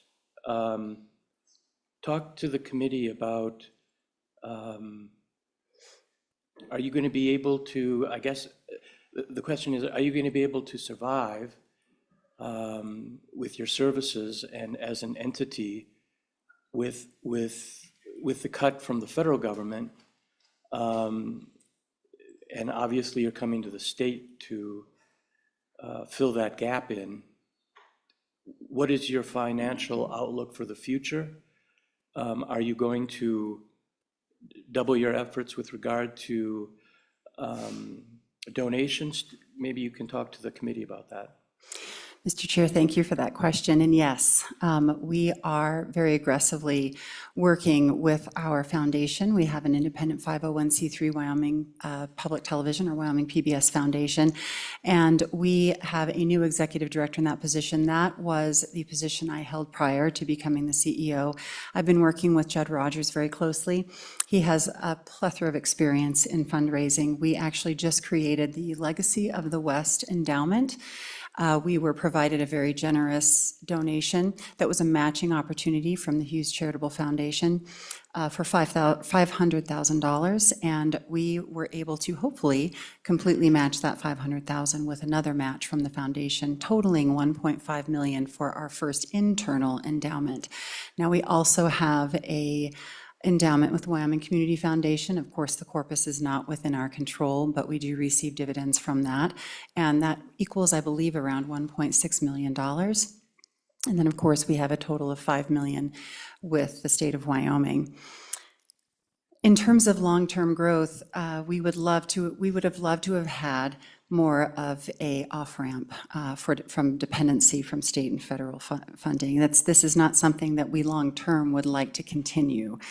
So building our foundation is one of our biggest goals, but can we turn around on a dime and replace those funds immediately? No, unfortunately, we can't. And with federal funds being reduced for organizations and groups across the country, it's now, again, similar to our content, now more difficult than ever to try and receive more and more private funding, but we are working extremely hard to prove to the people of Wyoming why preservation of storytelling is so important, as well as our tower system for emergency alert purposes. In terms of long-term plans, yes, no, we absolutely have an opportunity right now because I think our viewers are seeing the change that's happening at Wyoming Public Television in terms of the content that we're producing. And I'm very hopeful that at some point in the future, we might actually have the envious position of going to the state of Wyoming and saying, we don't need funding from the state of Wyoming anymore. And that would be a joyous and celebratory day for Wyoming Public Television. I often will say that sometimes the loss of the federal funding might have been a silver lining for our station. There are stations that don't depend at all on state and funding from the federal government. So eventually that would be my dream and that would be my goal. It's just to lose 33% of your income after being in this position for just 2 years was a bit of a shock. Any other questions? Any other questions? Mr. Co-Chair. Thank you, Mr. Co-Chair. I couldn't agree with my co-chair more. I look at this and it's anywhere from a 33%, well, 67% cut to a 50% cut, somewhere in there. And I shudder to think what it'd be like to run a business with that kind of a year-over-year lack of funding. I have a couple of questions. First of all, on the emergency alert system and your equipment modernization request. So it seems like this is probably a federally mandated requirement that we provide this service, and yet it seems to be an unfunded federally mandated as of today. And so I just want a confirmation on that. I'd like to know what percentage of your programming is local programming versus material that you get from the national PBS. And I think I heard that you said the emergency broadcasting system came about in 2004. I just want to confirm that I heard that correctly. You have a successful YouTube channel. You said that it's probably helping out with tourism. Is the state's tourism department advertising on your YouTube channel? Mr. Chair, all wonderful questions. I might have to separate them out just a little bit and ask for your assistance in that.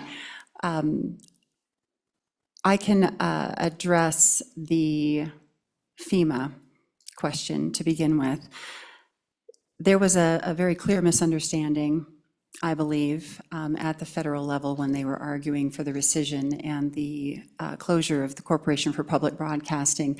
There was some representation there that shared not Wyoming Public Television, all public television stations across the country and public radio stations across the country receive funds directly from FEMA for our tower systems. That is simply not true. I've been at Wyoming Public Television for 7, maybe 8 years now in total, and we have never received direct funds from FEMA, not once.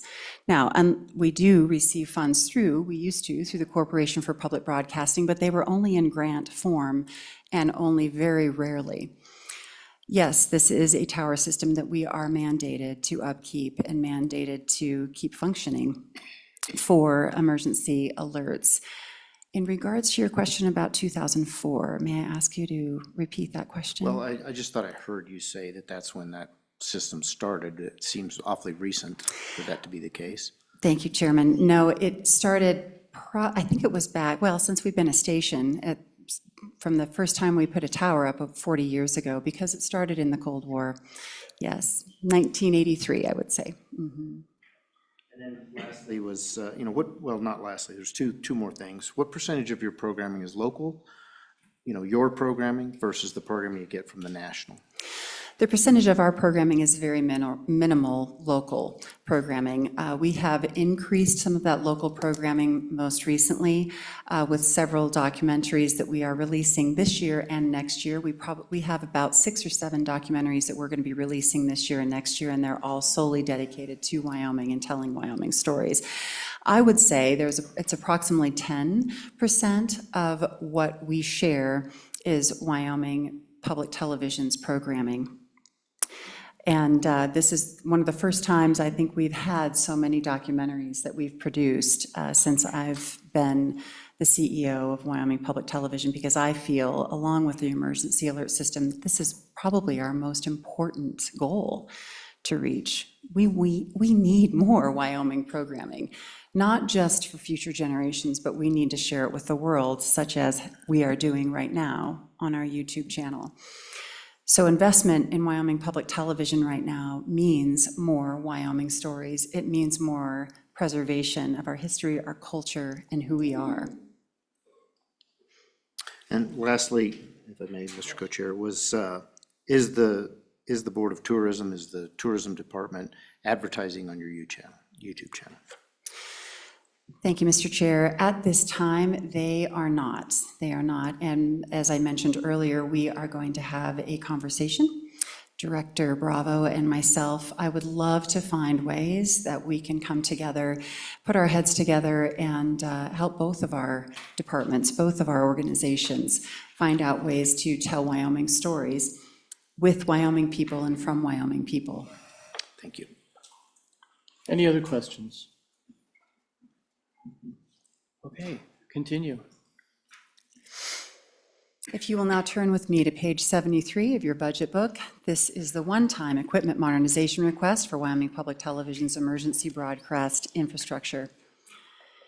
In this exception request, Wyoming Public Television is requesting one-time funding support of $3.6 million for a much-needed and overdue equipment and structure update of our statewide extensive system of over 50 tower sites.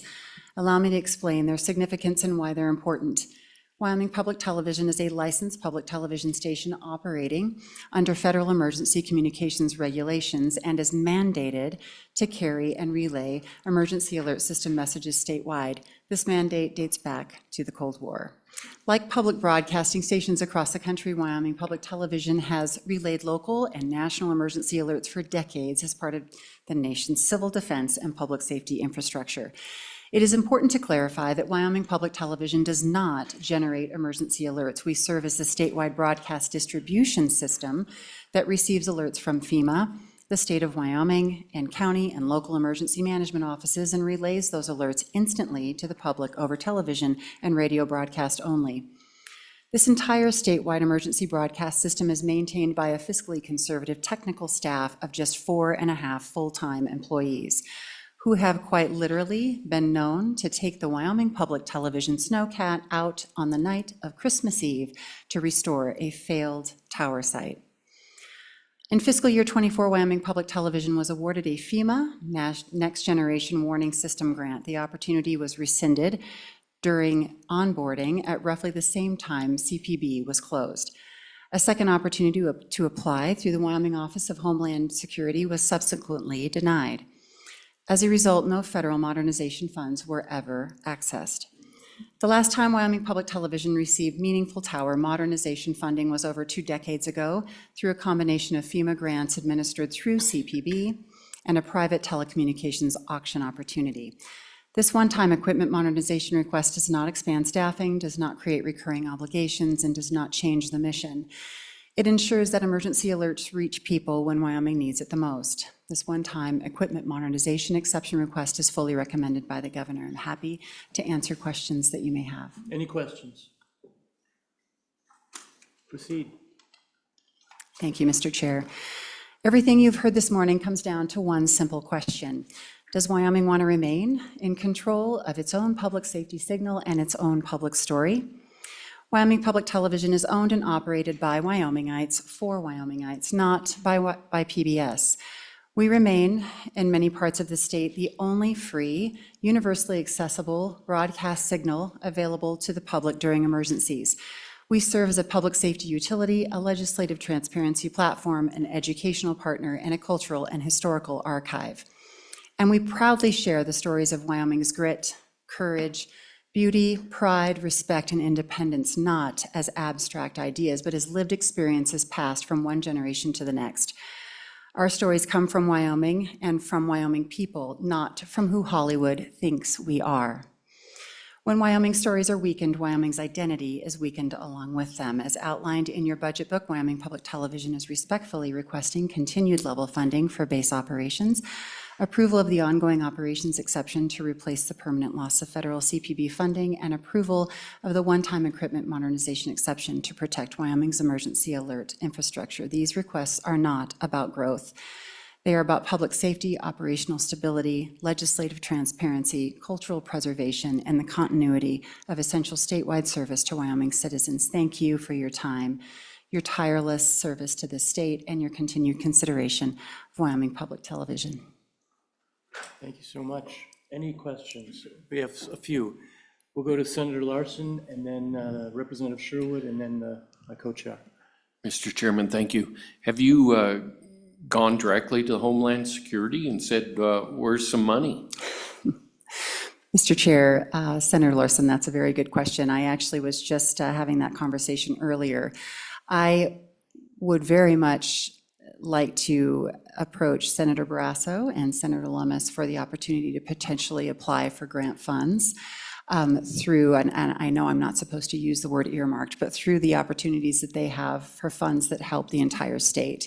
That is something I will be seeking for, just for information for everyone on the committee. I'm hoping that we can be considered for that opportunity. But as of yet, we just recently found out that we didn't receive that grant, so we haven't sought that funding out.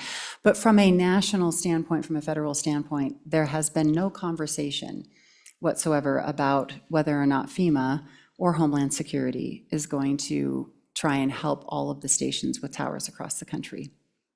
Follow-up? Mr. Chairman, I should be more specific, I guess. I was thinking more directly at our state Homeland Security. Mr. Chair, my apologies, Senator Larson. We have had conversations. They are also, I think, in talks with their own budgeting concerns. So this particular amount was discussed with them for an opportunity that came through from FEMA that they could apply through, and then we would then subsequently apply for that. That grant was not awarded to them. Representative Sherwood. Thank you, Mr. Chairman. I think just for the sake of public transparency and when we're presenting the budget on the floor, if we could request on page 71 and 79, those tables and those amounts be updated, that would be very helpful. Thank you so much. Mr. Chair, yes, absolutely. Representative Sherwood, we will update those. Mr. Co-Chair, and then Representative Smith. Thank you, Mr. Co-Chair. I just want to reiterate what Representative Sherwood just said, that we can't really do a good job for the people of Wyoming and for your departments if we don't have good information. So I'm going to direct this question to Mr. Hibbard and to your accounting staff. Director Hibbard, how did we get here? How did we miss, $1.7 million in this chart, if you know? And I know we all agree that it's important that we have good information, and I'm not sure how we would have found this out if we hadn't been digging through this one page at a time. Mr. Chairman, on a routine basis, the State Budget Department, through the training opportunities that we have, and that starts in the spring with what we call budget refreshers. We say, okay, here's the things that we need to make sure that we do because it's important, and do it right the first time. The budget refresher courses include the statewide cost allocation. The budget refresher courses include the special revenue tables. So we start that, and then we have beginners, intermediate, and advanced training with the agencies. And on top of that, what we have at the final answer is the BYOB, bring your own budget, so they can come into my department, in the state library, and we will sit down and we will facilitate that for them.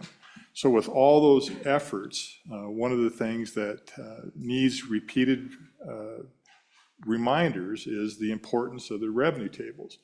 So what we have is we have a $11 billion budget that we're working on, and sometimes they just don't get finished. But when we do notice them, like we have here, I will bring them to your attention. I have brought a couple of tables out to your attention already. And in this one, we were happy to go in and facilitate for you on your behalf. So I would hope, again, I said this yesterday, I would hope that the agencies are listening in and hearing how important these special revenue tables are. So they're just not hearing it from the State Budget Department in our processes, but they're hearing it from the Joint Appropriations Committee from you about how important these tables are for you to be able to work the budgets and make decisions. So with that, Mr. Chairman, the final answer to this is, it's on me. when it comes right down to it, it's on me. And I'm doing my best, but we're not perfect. Thank you for that response, Director Hibbard. That's helpful. And we do want to get the word out, how important these be accurate. And so appreciate that. Senator Larson brought up the idea of going to Homeland Security. But we do have, and I hope you are aware that we do have a Wyoming Grants Office, which Director Hibbard guides, and I'm sure he's already on top of thinking about how he can help you out with this. So please take advantage of that.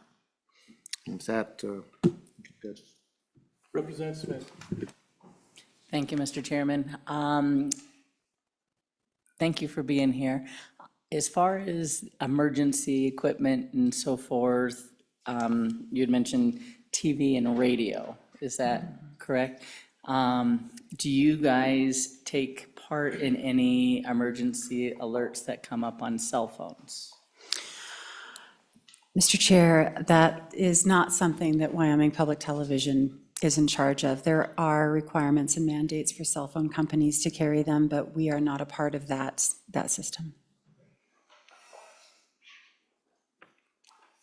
Any other questions? Any other questions? Representative Sherwood, please. Thank you. I like to end on a high note, and so I'm wondering if there's any awards that you perceive that will be coming in the future. I know that you have multiple Emmys, which is incredible.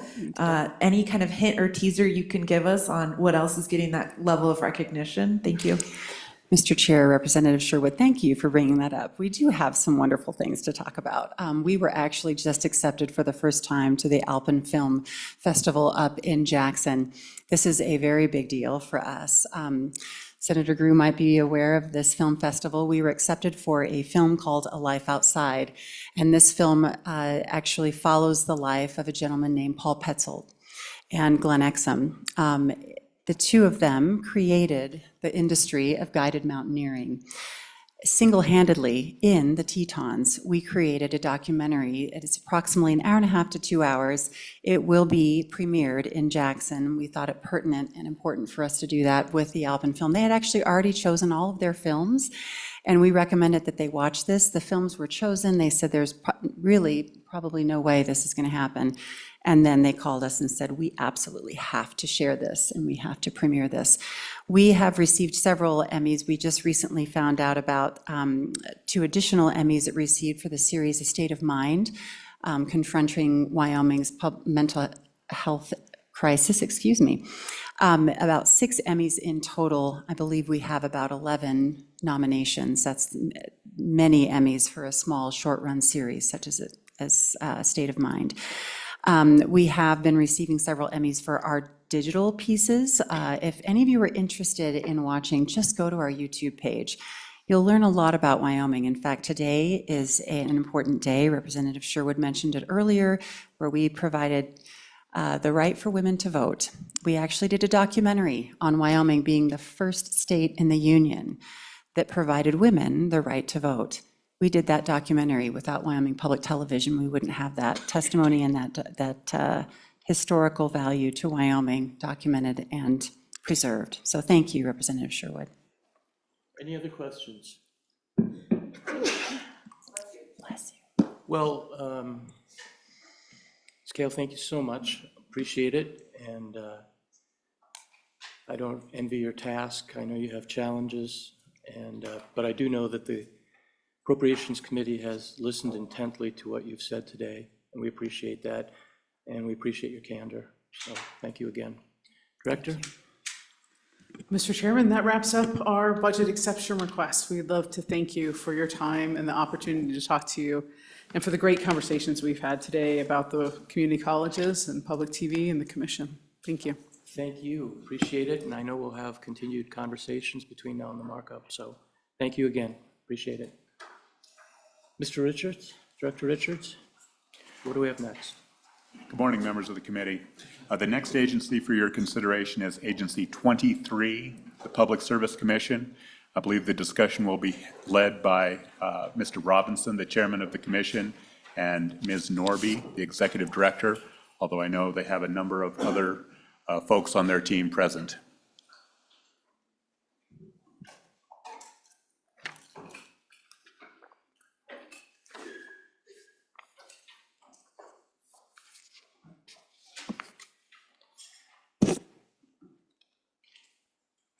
Welcome.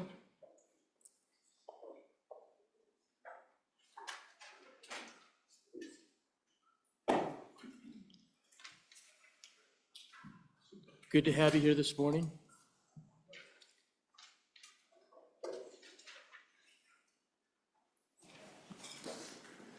Good morning, Mr. Co-Chairman, and members of the committee. I am Mike Robinson, the chairman of the Wyoming Public Service Commission, and I'd like to thank you for the opportunity to present our budget today. With me today is our executive director, Marcy Norby, Melissa Mizell, the Universal Service Fund manager, and Anthony Ornelas, the administrator of the Office of Consumer Advocate. I would also like to acknowledge Commissioner Chris Boswell, who is in the audience today. Great, good to have you here. Please proceed. Okay. I have a very brief overview of the commission before Ms. Norby will discuss the administrative and federal department components of our budget. Ms. Mizell will review the Universal Service Fund, and Mr. Ornelas will present the budget for the Office of Consumer Advocate. The Public Service Commission regulates public utilities to ensure that Wyoming residential, commercial, and industrial customers of electric, natural gas, water, and interstate pipeline and telecommunication companies have access to safe, adequate, and reliable service at just and reasonable rates. The Commission, also through its engineers who spend hundreds of days on the road, inspect thousands of miles of electric transmission and distribution facilities and natural gas pipelines to ensure they are maintained and operated in a safe condition. The Commission is not a general fund agency. We are funded through an assessment on the gross intrastate retail revenues of public utilities. Statutorily, the assessment is limited to 5 mills for electric, retail rate regulated cooperatives, natural gas, and pipeline utilities, and 3 mills on water companies, telecommunications, and non-regulated cooperative utilities. In addition, a portion of the Commission's administrative budget is funded through the federal grants from the Department of Transportation's Pipeline and Hazardous Materials Safety Administration, or PHMSA. Approximately 60% of the Wyoming Pipeline Safety Program is funded through the federal grants. And the federal grants also fund 100% of the call before you dig public service announcements. The Commission's work with the Wyoming Attorney General's Office on underground facilities damage prevention. One aspect of our budget I would especially like to highlight is that our total budget request for this biennium is $604,857 less than our budget for the last biennium. This is largely due to statutory changes in the Wyoming Universal Service Fund, as Ms. Mizell will explain later. Over the past biennium, the Commission's successes include increased efficiency in processing utility applications and greater public access to Commission proceedings, including contested case hearings and open meetings. We achieved this through upgrades to our digital hearing room, which allows the public and parties to fully engage the Commission in its proceedings, regardless of their physical location. We've also made significant progress, digitizing our archives and creating a paperless filing system. Our budget proposal includes a request to finalize this process by replacing its antiquated docket management system with a modern supported system that will make Commission operations more efficient and transparent. With that, I would turn it over to Ms. Norby, who will explain our exception requests. Mr. Chairman, I'm Marcy Norby. I am the Executive Director of the Wyoming Public Service Commission. And I'm going to go through our administration budget. I do want to point out that the PSC has 3 divisions. We have administration, we have the Office of Consumer Advocate and the Wyoming Universal Service Fund.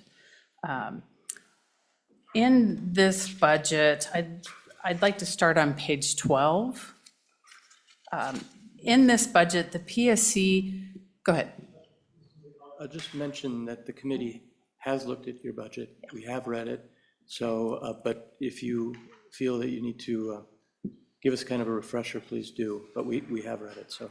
Okay, I just want to point one Sure. thing out here. but Absolutely. Thank you, Mr. Chairman. In this budget, the PSC is net to zero. It's fed budget into its administration budget. You can see that on page 12, that far right column. You can see that we have special revenue in this administration as well as federal funds. I would also like to point out that while our Chairman Robinson pointed out that for our pipeline safety program, our federal funds cover about 60% of that program. The administration budget is responsible for the remainder of those funds to run that program. And it is an important program. And I will talk more about some of the other grants through our exception request. So if we could turn to page 17. Our first priority is replacing our docket management system. We currently have this system. We've had it since 2010. It is a system that houses all of our legal dockets, our compliance items. We keep our history of our dockets in there, correspondence, internal documents, and other filings. The docket management system put in place in 2010 has allowed for transparency for the agency because the public and other stakeholders, they have access to documents through that system. And it has allowed users to digitally file applications and the public, of course, access. We are a paperless environment. We're trying to be totally a paperless environment. And this system has helped that. For 15 years, we've become a lot more paperless. But we haven't gone far enough, and this system is hindering the operational environment because the PSC continues to have numerous manual processes outside of the system and sometimes inside of the system, populating the history of a legal docket, which we do for all of our legal dockets. That is a manual process within the system. This system it's a basic file storage system. It is unsupported. It has limited functionality and it is at the end of its life. We also have been experiencing intermittent downtime with this system, and that creates significant problems for the agency, for its operation, and for the users of the system, a utility that is trying to file an application, that it really is creating problems for us. But at the time of the inception, 2010, of this current system, it really was a relatively low-cost system that created our transparency and allowed access for those documents for the public. But we heavily rely on it. Stakeholders heavily rely on it. The public relies on it. I'd like to talk about our proposed system is a fully integrated system. It creates seamless workflows within the system. This, of course, increases operational efficiency for us. It would eliminate inefficient and time-consuming manual processes outside of the system. It will have automatic notifications internally and externally. It would provide also real-time cloud-based support for the system, maintenance, and updates to provide reliability as well as enhanced security for this system. The proposed system includes automated processes to track dockets, memos, agendas, orders, complaints, compliance items, and the ability to collect data and statistics for PSC reporting. It will automatically record the history of a legal docket, and it also will allow us to route orders and memos for review, edit, signatures, all within the system. That will also enable us to track where like an order is in the system, who has it, who's signed it, who's edited it. That will be a big help as well. And it will also have search capabilities. This is something we do not have with our current system. What we've relied on is really heavily is historical knowledge of our staff or, anyone who has been there quite a while to search the system. You're looking for a particular type of docket. But as we go forward, those longer-term employees are getting less and less, and we need that search capability. Of course, the expected benefits of the proposed system, it'll be more robust. It will enhance customer service, the ability to automate those notifications, increase efficiency, and it will also allow the public to actually file complaints, comments, testimony, whatever they would like. Right now, we get those in an email and then we have to upload them to the system. That will really provide greater workforce efficiency. It will also be ADA compliant, and of course, track those analytics that I mentioned. The proposed system that we are looking at is one within the vendor that we've chosen, made specifically for public service commissions. So we can benefit from a system that is in line with our business, but it is flexible enough to make it specific to our agency. All public service commissions don't number dockets the same, processes aren't exactly the same. We did discuss this potential new system with 3 vendors when we were looking at making this budget request. The proposed system has a one-time cost of $400,000 and an annual cost of $200,000. The other vendors we talked to, the cost was more like $1.4 to $2.4 million. So we are requesting funds for what we believe is the most user-friendly, transparent, supported system that includes the capabilities we need with a reasonable one-time and continuous budget in mind. Thank you. Any questions? Any questions? Okay. Let's go to the next one. All right. Priority 2, page 19. This is a federal funds ask for training and travel budget for our pipeline safety program here in Wyoming. We are requesting to increase our federal funds budget for travel due to additional travel under the pipeline safety grant related to our facility engineer inspections of utilities and operators and underground damage investigations. Increasing the travel funds for the federal grant will ensure the federal grant pays for the appropriate share of the expense, and we are requesting $49,000 for the biennium. The utility operator and safety inspections,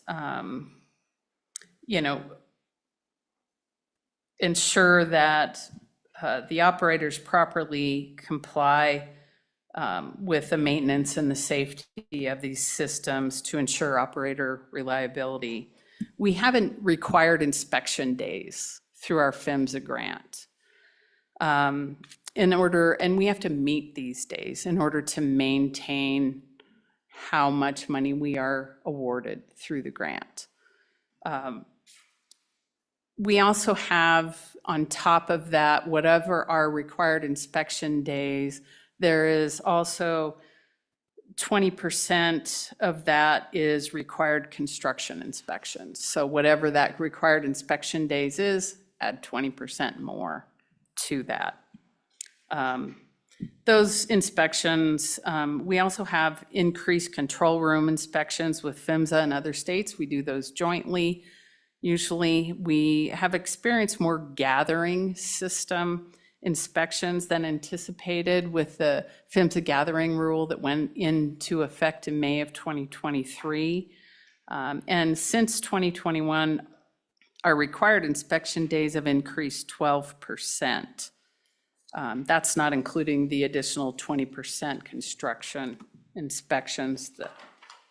We also have 2 fairly new facility engineers. Sorry? Yeah, call on the co-chair. Thank you, Mr. Co-Chair. Thank you, Ms. Norby. You answered my question. I was in my mind. What's been the increase? And you said 12% is the expected increase in travel, basically, based on your inspection increases, I would anticipate. What, this $49,000 of federal spending, what does that look like as far as your accounting, your funding increase? How does that compare? What percentage increase is this 49,000? You know, I didn't do that. I could do that. We have 49.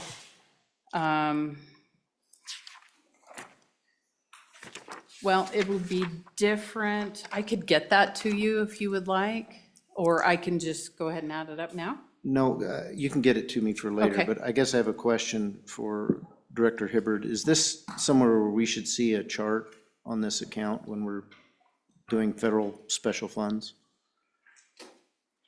Mr. Chairman, they do have a special revenue account, but we do not have federal funds. We just, in the special revenue table, that's limited to the state funds. So if we wanted to know tracking, time over time, we just need to ask that question when they come before us. If you would like a comparison of their federal dollars through time. Yeah. It's notable in here right away, Mr. Chairman, on page 26, you'll see that their base budget had no federal funds. In their standard budget, through the process of grants, they have a standard budget. So right in that fashion, you can see that they're accessing federal funds to where they weren't before. Now, what could be happening is in the past, they were B11ing it and then spending it, and now they've adjusted it last biennium because repeated B11s. That would be one explanation for that. So just for my clarification, Director, Mr. Co-Chair, if a B11, if funds are being transferred via B11, we don't get to see that in the difference between our base budget and our standard budget typically. Is that an accurate statement?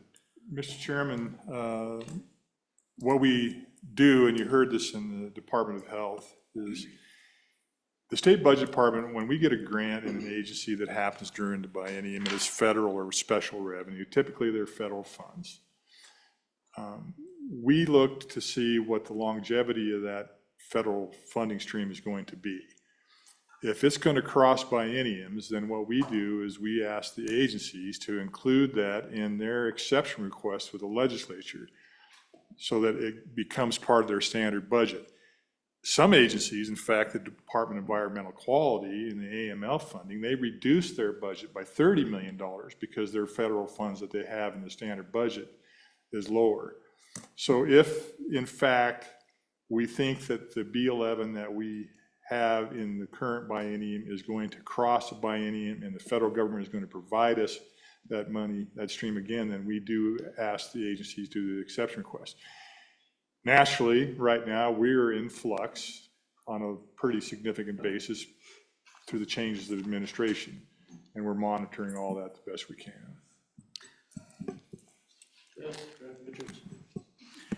Mr. Chairman, members of the committee, on this point, 2 quick pieces. Number 1, part of the PSC's request, they are consolidating 2 units. for their federal funds. Last biennium, there was an appropriation for $638,000. So this is being increased to 700 and some. Perhaps more importantly, and just to put a little plug in, on our website, we have that new data visualization. So you can pick any agency, this agency 23, and graphic number 6 provides a 32-year history of their federal funds, which grew from about 180,000 back in 1999 to the current 700,000 today. And this is available by agency. Mr. Hibbert, Director Hibbert. Mr. Chairman, to answer the previous request, the overall ask for this agency in the Unit 101 is a 6.3% increase.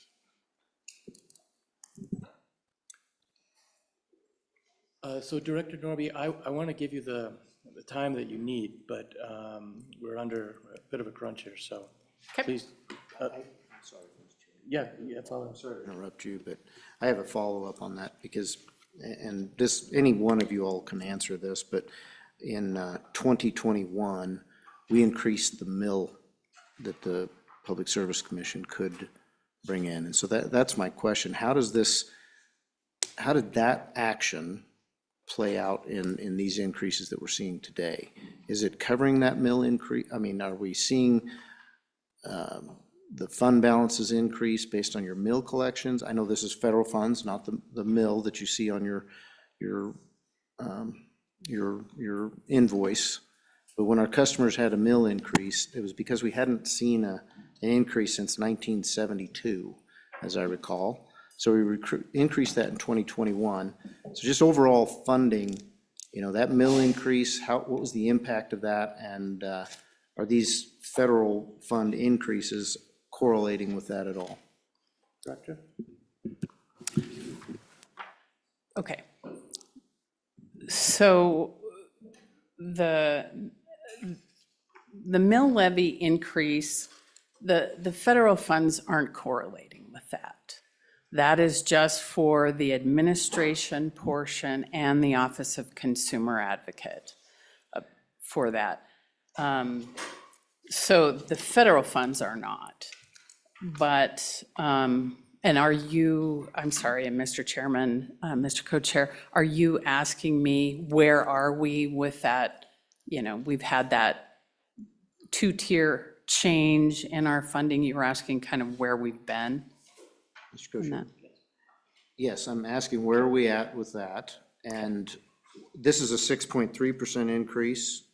So over time, it's a little bit difficult for me to just convert mills to what it is you're seeing. What is your increased funding on the power bills? Okay. I can't tell you on the power bills. Based on the mills, I'm saying. Okay. But the budget for administration and the Office of Consumer Advocate will increase our mill levy by 0.21 mills. So that's 0.3021. Thank you. Yeah, and if you could give me a little more detail on that offline, that'd be great. Well, I can tell you, you were asking just about what this increase in our, and I'm sorry, Mr. Chairman, Mr. Co-Chair, our increase in this travel, correct? Yes. For what those accounts have been. And I'm taking 3 accounts and it's about 41%. So your funding increase is 41%. Your demand of inspection has increased 12%. I assume that 12% increase in demanded inspections correlates to the 41% as far as the amount of travel for those 12%. It does. Okay. It does. We're behind. And Mr. Hibbert is correct. We have continually kind of had to do that B11 for these Fed funds. And we're trying to get to a point where we don't have to do that for these Fed funds. And part of this also is, and I will add too, the inspection days, we project to continue to increase every year. So, but part of this is also in travel. When our facility engineers are traveling weekly, the travel funds add up. We've also seen significant increases in the amount or the cost of travel. M&IE has gone up, state motor pool has gone up, it really has. Hotel stays, all of that has gone up. So, you know, a lot of our other employees aren't traveling day in, day out, week in, week out, but the facility engineers are. And that really adds up. Okay, Director, I think we Okay. need to move on. Absolutely. Okay, Mr. Chairman, let's go ahead and move to page 20, priority 5. This is a special revenue fund ask. It's a GIS platform. Basically, our GIS platform that we use to track infrastructure and certificated areas of the utilities. It will be unsupported as of March 1st, 2026. So we needed to find another solution that is comparable. This increase is the cost. We currently have a concurrent license for our GIS system. The increase is $900 because we currently have the one license, but we are requesting 2 licenses because this is 1 license per user, whereas our concurrent license, we could have as many users on it as possible. Any questions? Any questions? Okay, let's move on. Okay. Mr. Chairman, priority number 6, this is a federal funds request for underground damage prevention enforcement and the One Call grant. This is our other grant that we have. This PHMSA supports 100% of both of these. There is one grant, but they're 2 different priorities. So the PSC reviews and investigates underground damage complaints made to One Call of Wyoming.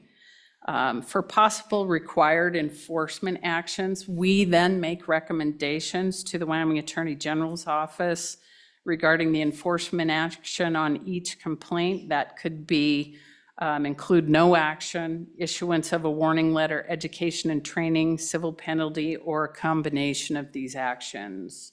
The AG's office determines whether the evidence supports the PSC's recommendations, and they process the enforcement actions. So we are requesting for the underground damage portion that we work with the AG's office with $26,000 per biennium more. This will match the amount that we are requesting under the grant. And this also, one of the reasons why we initially had applied for this grant was to reduce our statewide cost allocation that our special revenue pays for. This puts it in the right bucket. So this decreases our SWICAP expense for our statewide cost allocation plan, and that ultimately decreases costs to ratepayers. Any questions? Any questions? Okay, let's move on. Okay. I do want to say we're also requesting on that one a $2,000 increase for the call before you dig public service announcements to match that portion of the grant that we are applying for. Okay, page 22, priority 7, the ability to take credit card payments. This is a one-time request of $1,500 for the ability to take credit card payments, which has long been requested by stakeholders that we deal with. The payee would pay the credit card cost on each transaction. Any questions? Okay. Okay, Mr. Chairman. Page 23, reduction of 1 position. This is special revenue. we are requesting to reduce by one position. This position has been vacant since August of 2022. We cannot, we've created efficiencies. We cannot fund this position. We have utilized these funds starting in 2022 when this position became vacant. This was kind of a strategy that we were looking at in 2021 when we knew this position would become vacant. We were having a 44% turnover in our agency. It was really hindering our operations. The turnover was, I would say, fairly bad at that time, 44%. So we did, having fewer employees, had to carry heavier workloads and then also train any new employees that we did hire at this time. So that is how we became, how it came about that. Interrupt you, Mr. Okay. First of all, Director, I appreciate this request. This is the direction we want to go. We want to find those efficiencies, and we appreciate your work in that regard. I have a question, maybe Director Hibbard may be necessary for this, but I've never seen where the base budget is 2 personnel less than the standard budget, and then we reduce, we have an exception request for -1, which applies to the standard budget, but it's still 1 greater than the base budget.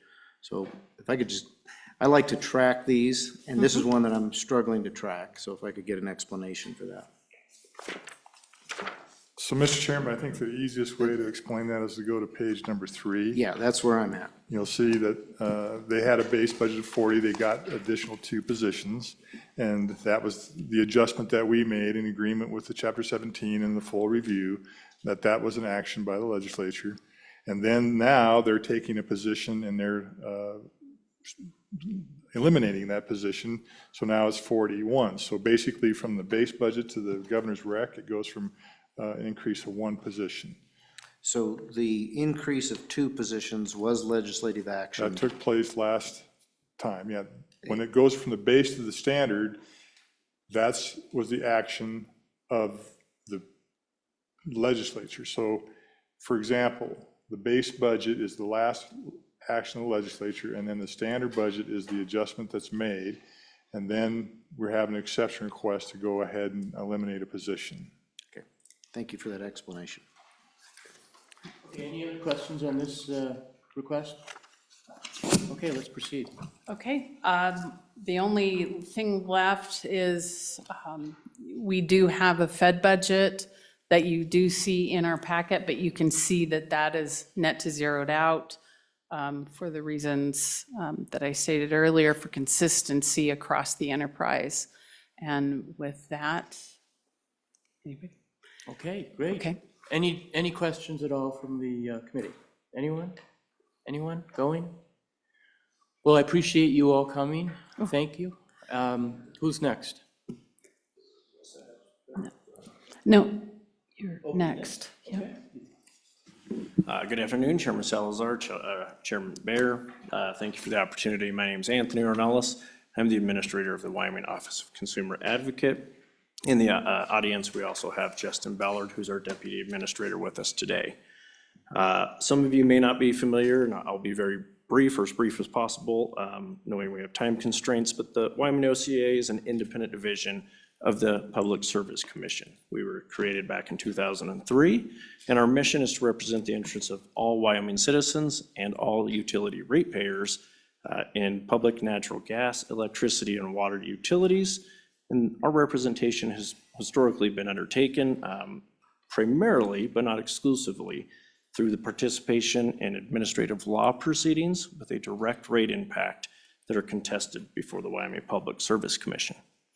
However, in recent years, our role has broadened somewhat significantly, both in terms of time and focus, directing more of our attention towards state legislative initiatives, interim work committee, rulemaking, collaboration and public outreach on issues such as addressing wildfire and reducing the impacts to our utility systems, ensuring data centers and other large load and emerging industries do not negatively impact our other ratepayers, as well as numerous national and regional and national forums that we continuously participate in. When fully staffed, the OCA carries its work out with a small group of 7 dedicated professionals that represent our constituents in contested cases and other forums, and we often engage in this work with and against outside utility consultants, lobbyists, law firms, and teams of attorneys that specialize in utility law.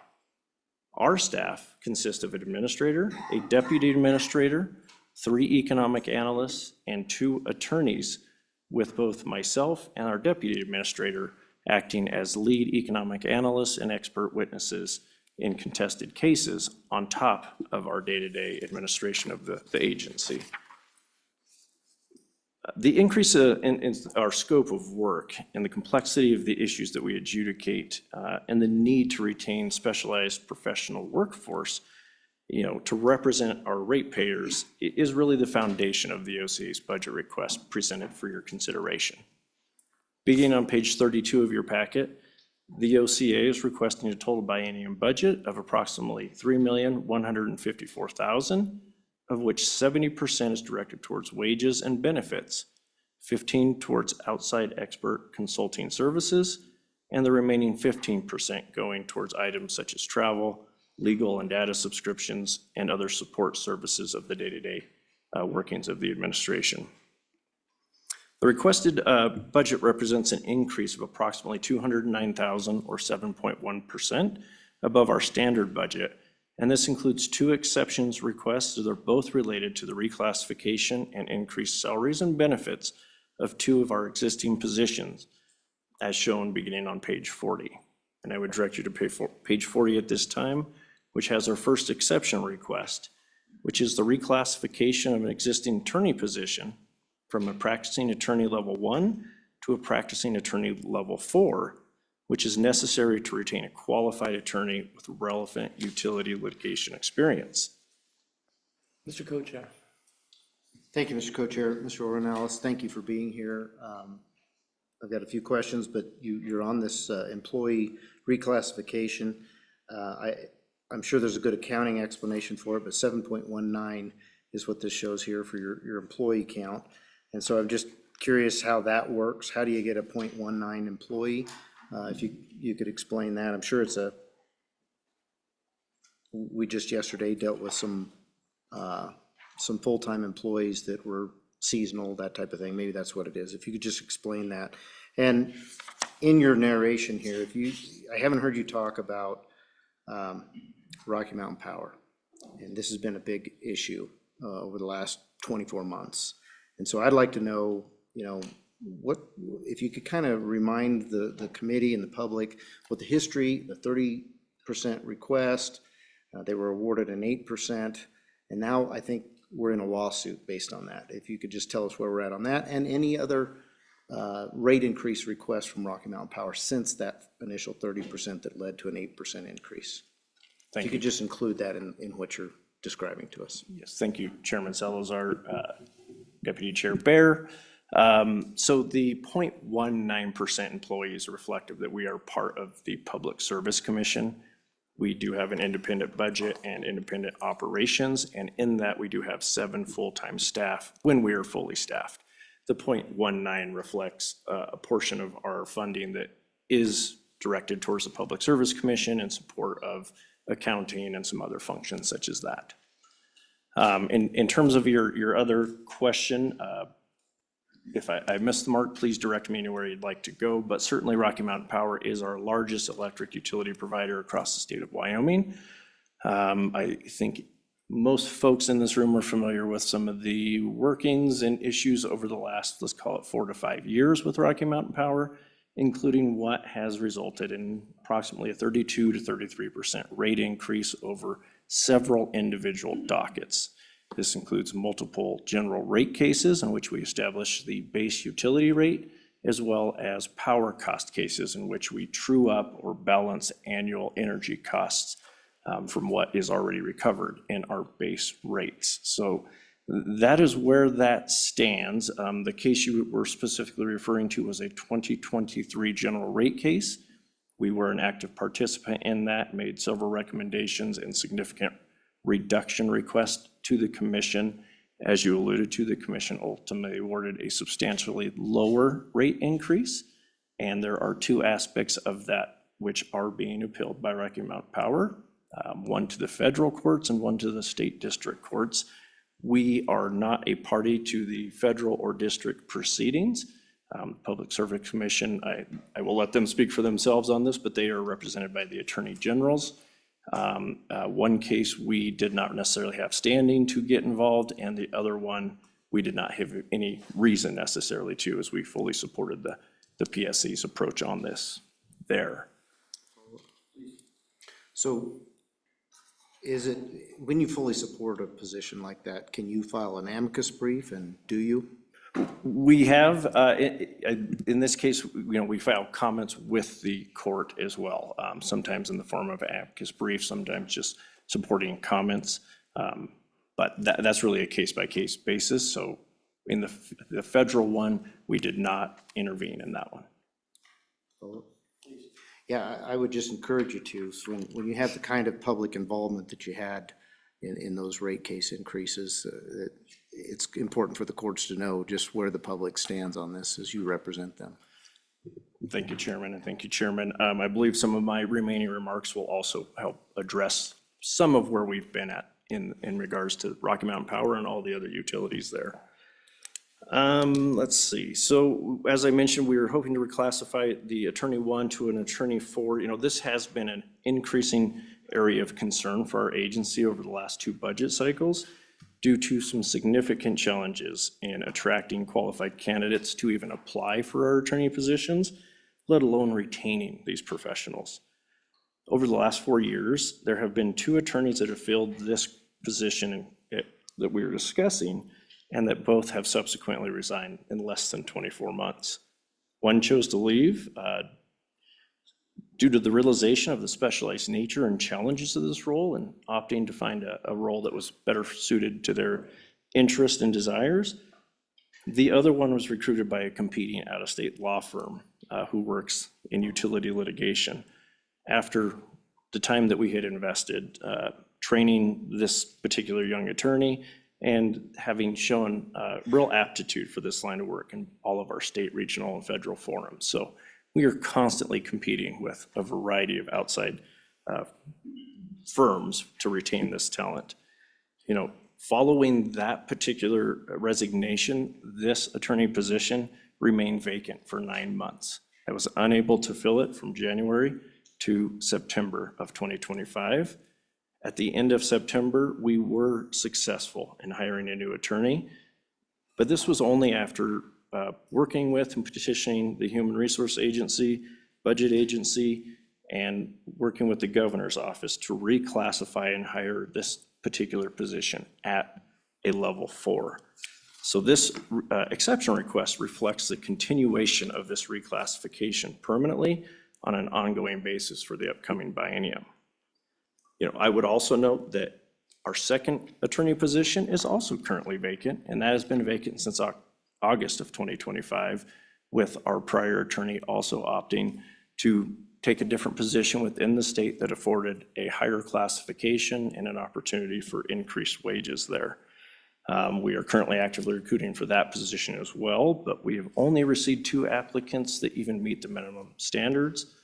One shown himself not to be a good fit during the interview. The other one accepted a job days before we were able to interview them. So, Mr. Co-Chair. Thank you, Mr. Co-Chair.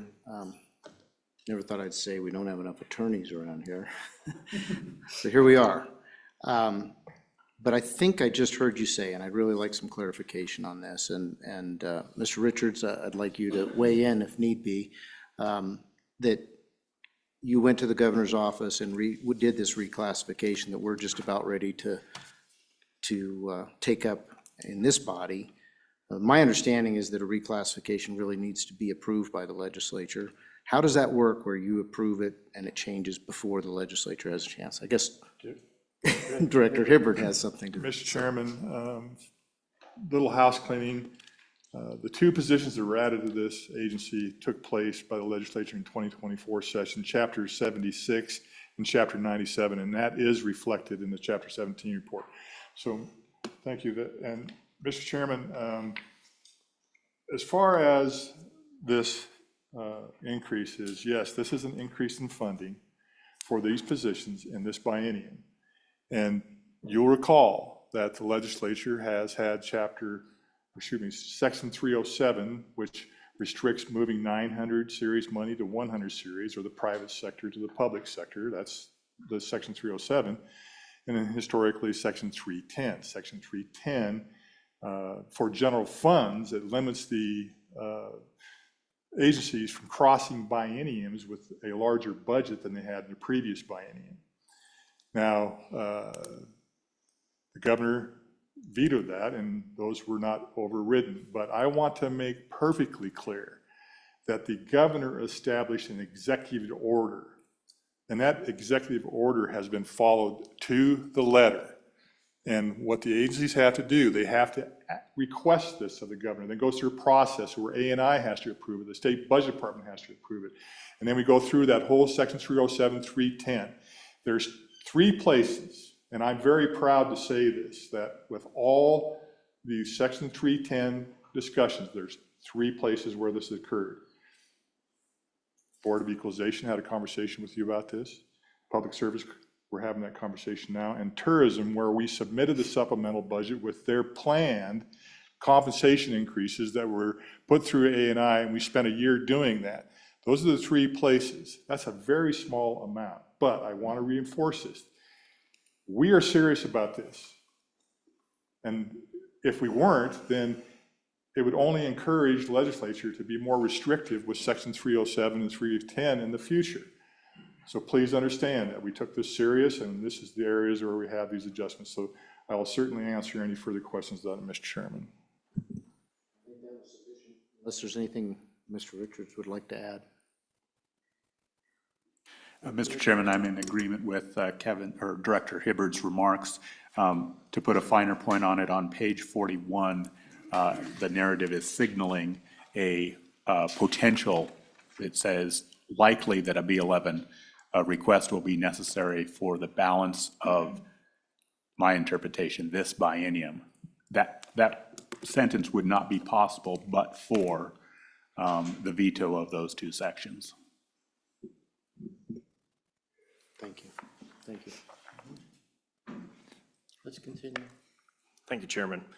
So just to kind of put a bow on this particular exception request, again, 9 months without an attorney spot, really driving the need for this. It's really, in another 4 months now, and another vacancy of our 2 attorney positions, it is extremely difficult, if not impossible, frankly, to, participate in administrative law proceedings without any attorneys. And that is a position we're finding ourselves. So I would ask for your sincere consideration of this. Failure to approve this could significantly impede our statutory mission and perhaps effectively shut us down if we don't have any legal representation until we can fix that. Turning now to page 42, the second of our exceptional request is also a reclassification of an existing position. This is for an existing economic analyst position, requesting to increase from a senior level economic analyst or an FIEC 10 to a principal analyst or an FIEC 11. This again is just reflective of the challenges we've had with retention of employees and the ability to attract employees. We again have seen this position have significant rollover and was vacant for the better part of this year.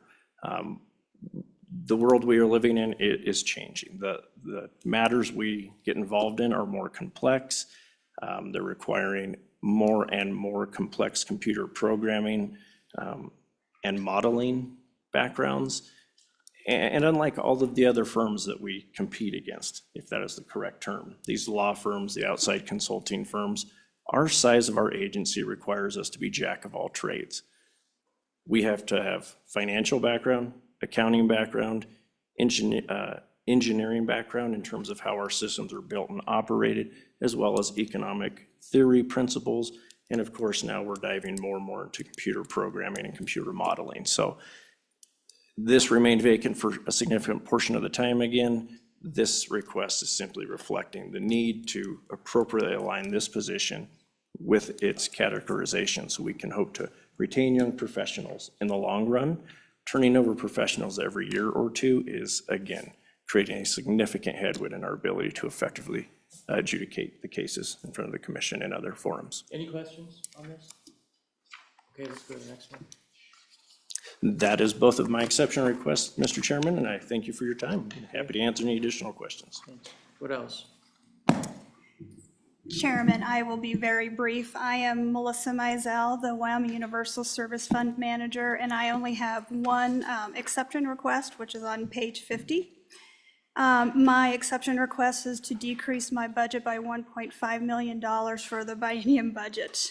The main reason for the decrease is due to two statutory changes that occurred this past legislative session. One of the changes increased the benchmark rate from $30 to $35, and the other one placed a limit of 1 WUSF credit per customer or household. The two statute changes together resulted in a decrease in the WUSF assessment rate from 1.9 to 1.3%.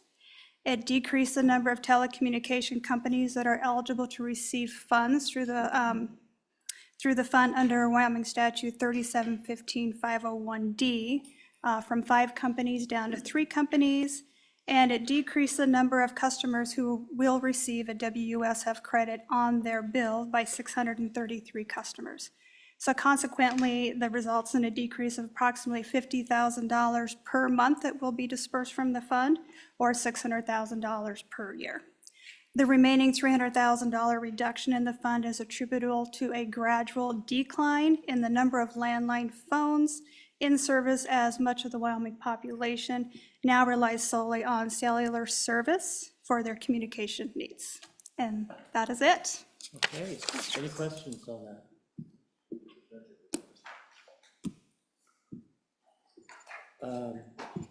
Chairman Robinson, Director Norby, any thought, any? I'd just like to thank the remarks? committee for its time. We appreciate it. Okay. Senator Guru. Thanks, just real quick, and I know I'm standing between you guys and all of us in lunch, and normally, we get these offline, non-general fund requests, kind of eyes glaze over a little bit, somebody else's money. But it was brought up about utilities pay for this. Explain utilities to me real quick. Give me, I mean, it's not just Rocky Mountain Power, it's a pretty wide scope. So just kind of run through, industry, utilities, who's fronting this bill? Mr. Co-Chairman, Senator. So we regulate all electric utilities in the state except for those that are operated by cities or towns. We do regulate a little bit of the city and towns to the extent that they operate outside their corporate limits. But it's the investor-owned utilities like Rocky Mountain Power, Black Hills, Montana, Dakota. It's the 15, 16 or so co-ops across the state. We don't regulate their rates, but we regulate their other parts of their service, with the exception of Precor, who we do rate regulate. In addition, there are natural gas companies, MDU, Pinedale, Black Hills. There are also small private water companies and intrastate pipelines. And then we have a little bit of legacy regulation of telecommunications companies. And between all of them, to one degree or another, they fund our budget. Their customers do. Good. Okay. Anyone else? Again, thank you very much. Appreciate you being here. Thank you. Thank you. Director Richards, anything before we? Mr. Chairman, no. other than this afternoon, is entirely comprised of the University of Wyoming and its affiliate programs, WICHE, SER. Good. With that, we will break for lunch and come back at 1:30.